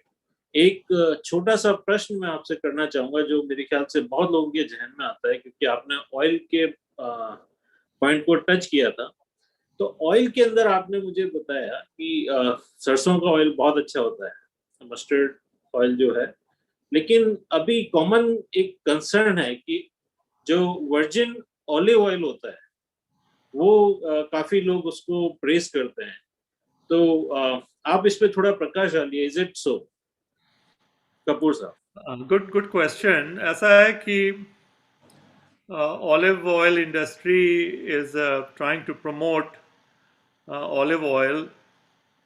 In the Western world, they consume oil as dressing to put on salads, and then they also eat bread instead of butter, because bread was always eaten, and bread in the Western world is baked bread. Okay, it's a loaf of bread, unlike flat bread, which is of course our roti is also bread, but it is flat bread. So when you have a loaf of bread, you want butter on it. People like to put butter on slice. When it became well known that butter is unhealthy for human health, from heart health, then different options were explored. They came out. One option was margarine. Now, margarine is a vegetable oil which has been hydrogenated, and it becomes more solid, so it begins to look like butter. And then we found out that hydrogenated oil is very unhealthy. It's more unhealthy than butter. In fact, of all the foods that we vegetarians eat, the one worst food is hydrogenated oil, which in India was sold as dalda. So there was this industry, they used to make candles. And for candle, you need solid, okay? So something which burns like wax and which is solid, so you can put the thread inside. So Crisco was a candle manufacturing company. They manufactured solid fat by hydrogenating oils. And then when the electricity came, their business went down. Nobody needed candles anymore. So their business declined very rapidly. But around the same time, we found out that butter was unhealthy. So they decided to push this replacement. They call it it's a vegetable shortening. And vegetable word just sounded like a healthy somehow. And then after 50 years, we found out it is actually worse than butter. The body doesn't know how to deal with it, okay? So vegetable dalda is the worst food. It's even worse than sugar or any other oil. Now then what happened is the olive oil industry came up. So this is a good opportunity because we have already said butter is bad. And of course, tallow and lard, which comes from the skin of pork and cows, was maligned, so it was bad. And now even margarine has been proven bad. It's a good time for us to come in, and they started pushing olive oil. Now, when you say is something healthy, you're talking that instead of when you eat this is something that you did not eat. So by eating olive oil, you did not eat butter. And olive oil is healthier than butter. Or by eating olive oil, you did not eat that margarine. So olive oil is healthier than margarine. So it's all relative. Now, olive oil is not healthier than olives. Okay? So if you are eating olives every day, and then suddenly you see an ad, virgin olive oil is very good, don't stop eating olive and start eating olive oil. Because olive oil is not healthy. It's healthier. So this is the difference. Something being healthier means is healthier compared to this or compared to that. And those are correct statements. But to say that a virgin olive oil is healthy, it is not healthy. No matter how many virgins you attach to it. They will see triple virgin, triple X, or a virgin olive oil. All kinds of nonsense goes out there. Okay? Eat olives, as simple as that, okay? Eat olives. Olives are very healthy for you. But olive oil for Indians makes no sense because you can't heat it too high, okay? So Indians eat oil for cooking. Indians don't eat oil on a bread or anything. They eat it for cooking. So for cooking, your least harmful options are, because they are also harmful, mustard oil and ghee. Okay, so these are the two exceptions. So I tell my people that if you are healthy, you're not trying to reverse any disease, reverse diabetes or lose weight or reverse cholesterol problem. then I allow a budget of 2 teaspoons of either butter or olive oil per day. Okay, so you can have 1 teaspoon of butter, not butter, ghee for your lunch, for dal chauka, and 1 teaspoon of mustard oil for your बैंगन and aloo ki sabji or gobi aloo ki sabji or whatever. Okay, but try to use what we call vegetable stock. Make vegetable stock. Save all the peels of vegetables for the whole week. Then on a Saturday or Sunday, boil them in a liter of water, big pan, till the water becomes 1/3, and then squeeze it out. That's your vegetable stock. Use that. Take 2-3 tablespoons of vegetable stock and your chopped onions, and you saute your onions in vegetable stock, or make all your khana in vegetable stock. And you can use butters, cashew butter, walnut butter, okay, they are perfectly fine. Okay. You can grind a lot of mustard seeds and put them into that vegetable stock, so the mustard oil becomes, because mustard seeds are there. See, the oil is bad because of what is something you have removed from it. When you eat mustard seed or when you eat peanuts, that oil is embedded into a fiber. The fiber goes into your stomach, it is digested, then it goes down into your intestines, and the oil is being removed from the fiber. It takes time. So the process of fat absorption slows down. Okay. When you eat beans, when you eat rajma, rajma has starch in it. Okay. When rajma goes into your stomach, it goes through your intestines, you don't absorb all the starch. There's a concept called resistant starch. Starch which does not get absorbed, it goes down to your colon. When it goes down to your colon loves it, because your colon has 40 trillion bacteria, fungi. They're also hungry, they're waiting for food, and they convert those fibers into vitamins and all kinds of things. It's like a garden. It's like a garden with 40 trillion plants in your garden. Okay, so the olive oil is marketed incorrectly. It is not healthy, but it is less harmful than butter, than margarine, or any other oil, or most other oils. Not every other oil, because mustard oil is very bitter. You can't put it on bread and eat it. So I think that should answer your question. That was a very detailed answer. Thank you very much, Kapoor sahab.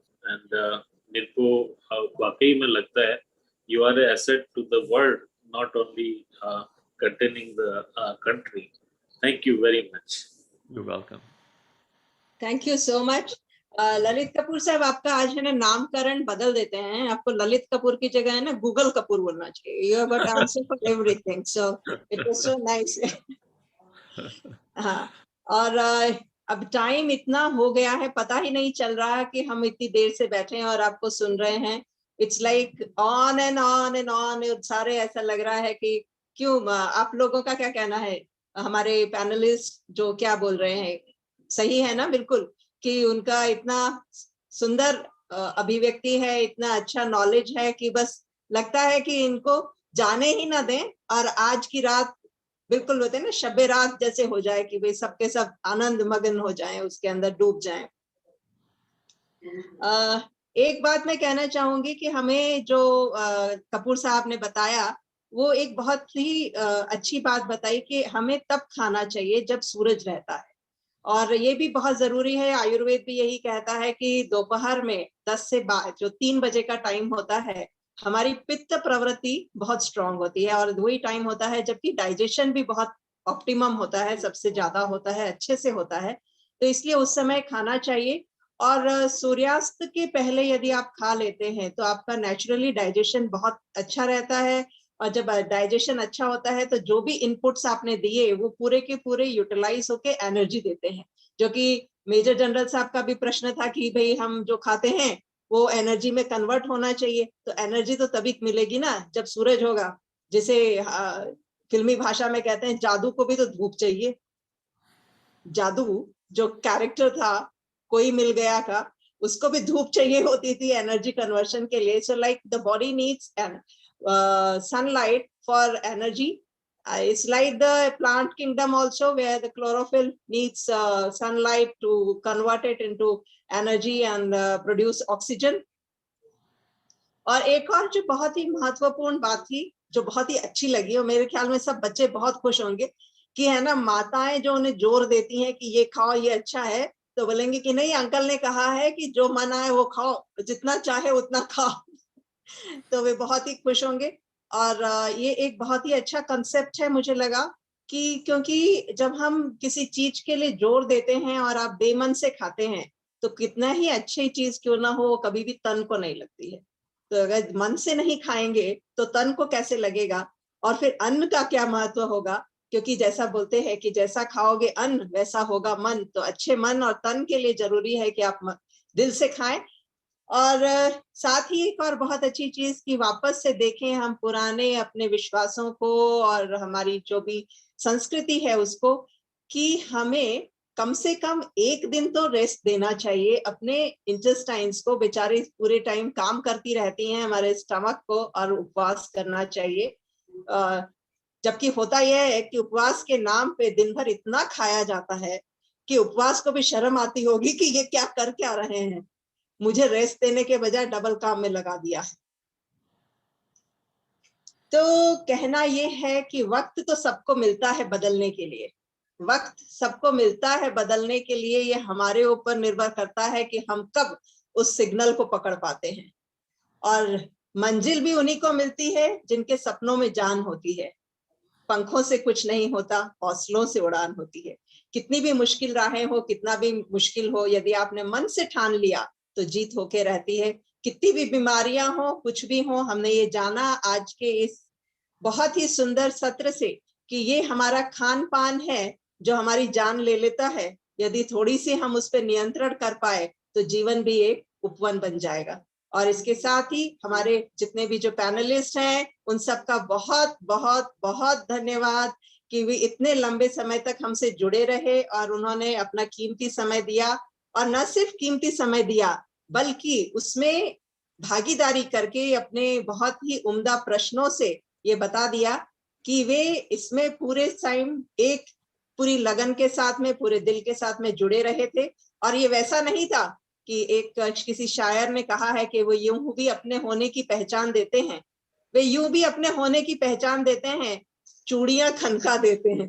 तो इन्होंने चूड़ियां नहीं खनकाई थी बल्कि प्रश्न पूछे थे, ज्वलंत प्रश्न, जो कि उनके पूरे दिलो दिमाग से हमारे साथ जुड़े रहने की एक बहुत बड़ी उनकी पहचान थी। और ये हमारे लिए एक बहुत बड़ी उपलब्धि थी कि हम आप सबको इतने लंबे समय तक जोड़ पाए। और इसका श्रेय सिर्फ और सिर्फ हमारे गूगल कपूर साहब को जाता है। सो कपूर साहब, आपका बहुत बहुत बहुत धन्यवाद कि आपने हमें अपना टाइम दिया। और हम ये चाहेंगे कि इंडस वेलनेस कोड ट्रस्ट जो है कि वो फिर से आपसे समय लेके एक बार फिर से हमारे दर्शकों के लिए, हमारे मित्रों के लिए फिर से उपस्थित हो।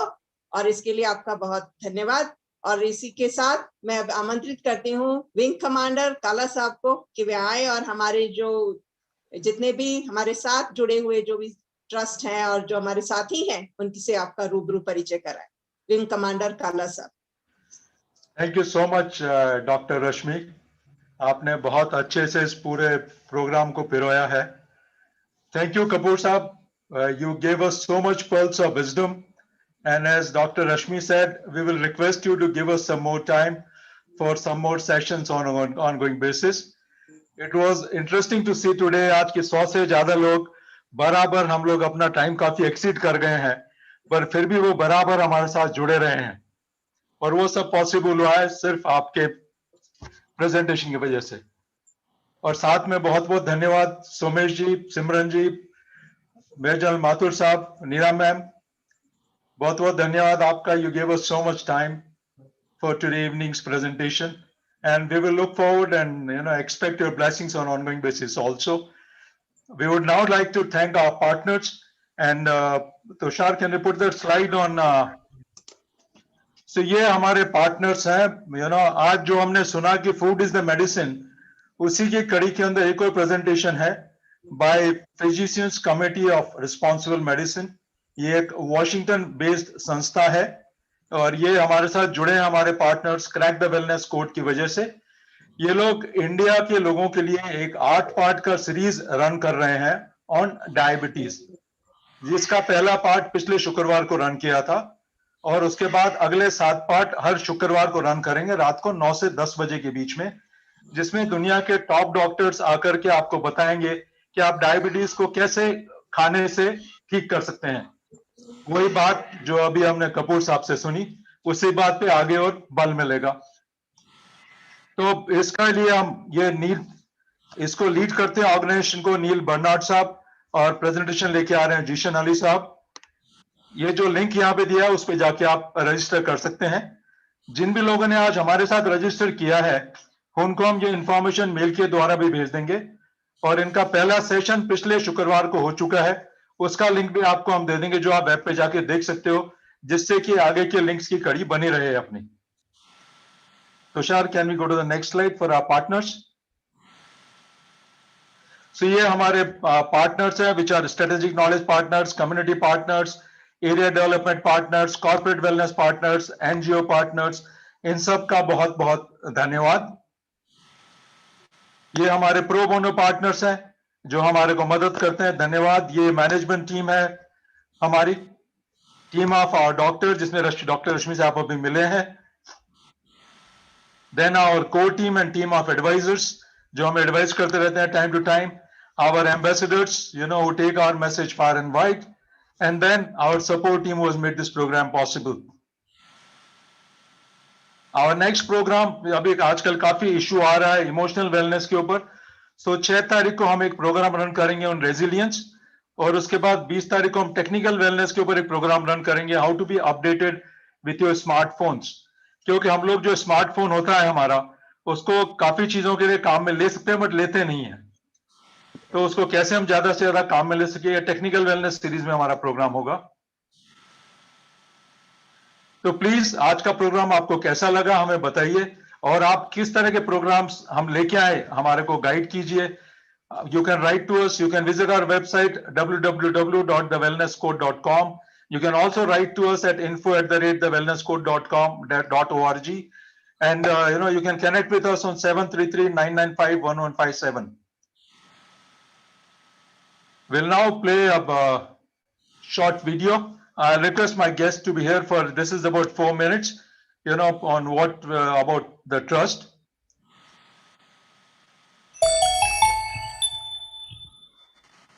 अपने स्वास्थ्य की देखभाल करो, क्योंकि ये वो जगह है जहां तुम्हें हमेशा रहना है। इंसान अपने जीवन में चाहे जितनी भी धन दौलत सुख साधन की प्राप्ति क्यों ना कर ले, लेकिन उसका स्वास्थ्य ही उसका सबसे बड़ा धन होता है। ये कहावत सुनी हम सब ने है दोस्तों, लेकिन आज की तेज रफ्तार दुनिया में ऐसा लगता है कि ये बात हम कहीं भूल गए हैं। आज की दुनिया में हमारी कल्याण से रिलेटेड 70% समस्याएं लाइफस्टाइल के कारण होती हैं। इन्हीं सब समस्याओं से लड़ने के लिए क्रैक द वेलनेस कोड यानी कि CWC की शुरुआत सिलिकॉन वैली में की गई थी। CWC यानी कि क्रैक द वेलनेस कोड, ये एक नॉन पॉलिटिकल और नॉन रिलीजियस ऑर्गेनाइजेशन है। ये हर उम्र के वेलनेस यानी कि खुशहाली को प्रमोट करने की कोशिश करता है।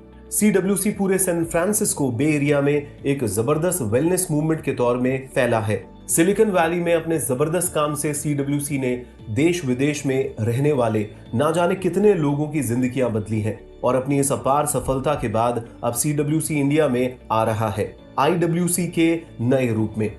IWC यानी कि Indus wellness code trust. Wellness का मतलब होता है कि हम अपने रोजमर्रा के जीवन में ज्यादा से ज्यादा अच्छी आदतों का प्रयोग करें, जिससे कि हमारी फिजिकल और मेंटल हेल्थ अच्छी रहे। स्वस्थ तन में ही रहता है स्वस्थ मन और विचार। अगर चाहते हैं खुश रहना तो ना होने दे इसे बीमार। अगले 5 सालों में IWC कम से कम 50 लाख देशवासियों की खुशहाली बढ़ाने का काम करेगी। इस मुहिम में सफलता के लिए हमारा मंत्र है एडुकेट, इंस्पायर, एम्पावर और इम्पैक्ट। एडुकेट यानी वेबिनार्स के जरिए हम आपको एक्सपर्ट से जोड़ेंगे जो कि आपको वेलनेस के विभिन्न आयामों पर जानकारी देंगे, और इस जानकारी को अपने जीवन का हिस्सा बनाकर आप एक स्वस्थ और बेहतर जीवन जी सकते हैं। इंस्पायर यानी डॉक्टर्स, प्रैक्टिशनर्स और हमारे हेल्थ हीरोज के सपोर्ट से आपको वेलनेस के लिए प्रेरित किया जाएगा। एम्पावर यानी कि पार्टिसिपेंट्स को support groups, webinars, wellness resource centre और भी अन्य प्रकार की एक्टिविटीज से वेलनेस को अपने जीवन का हिस्सा बना सकते हैं।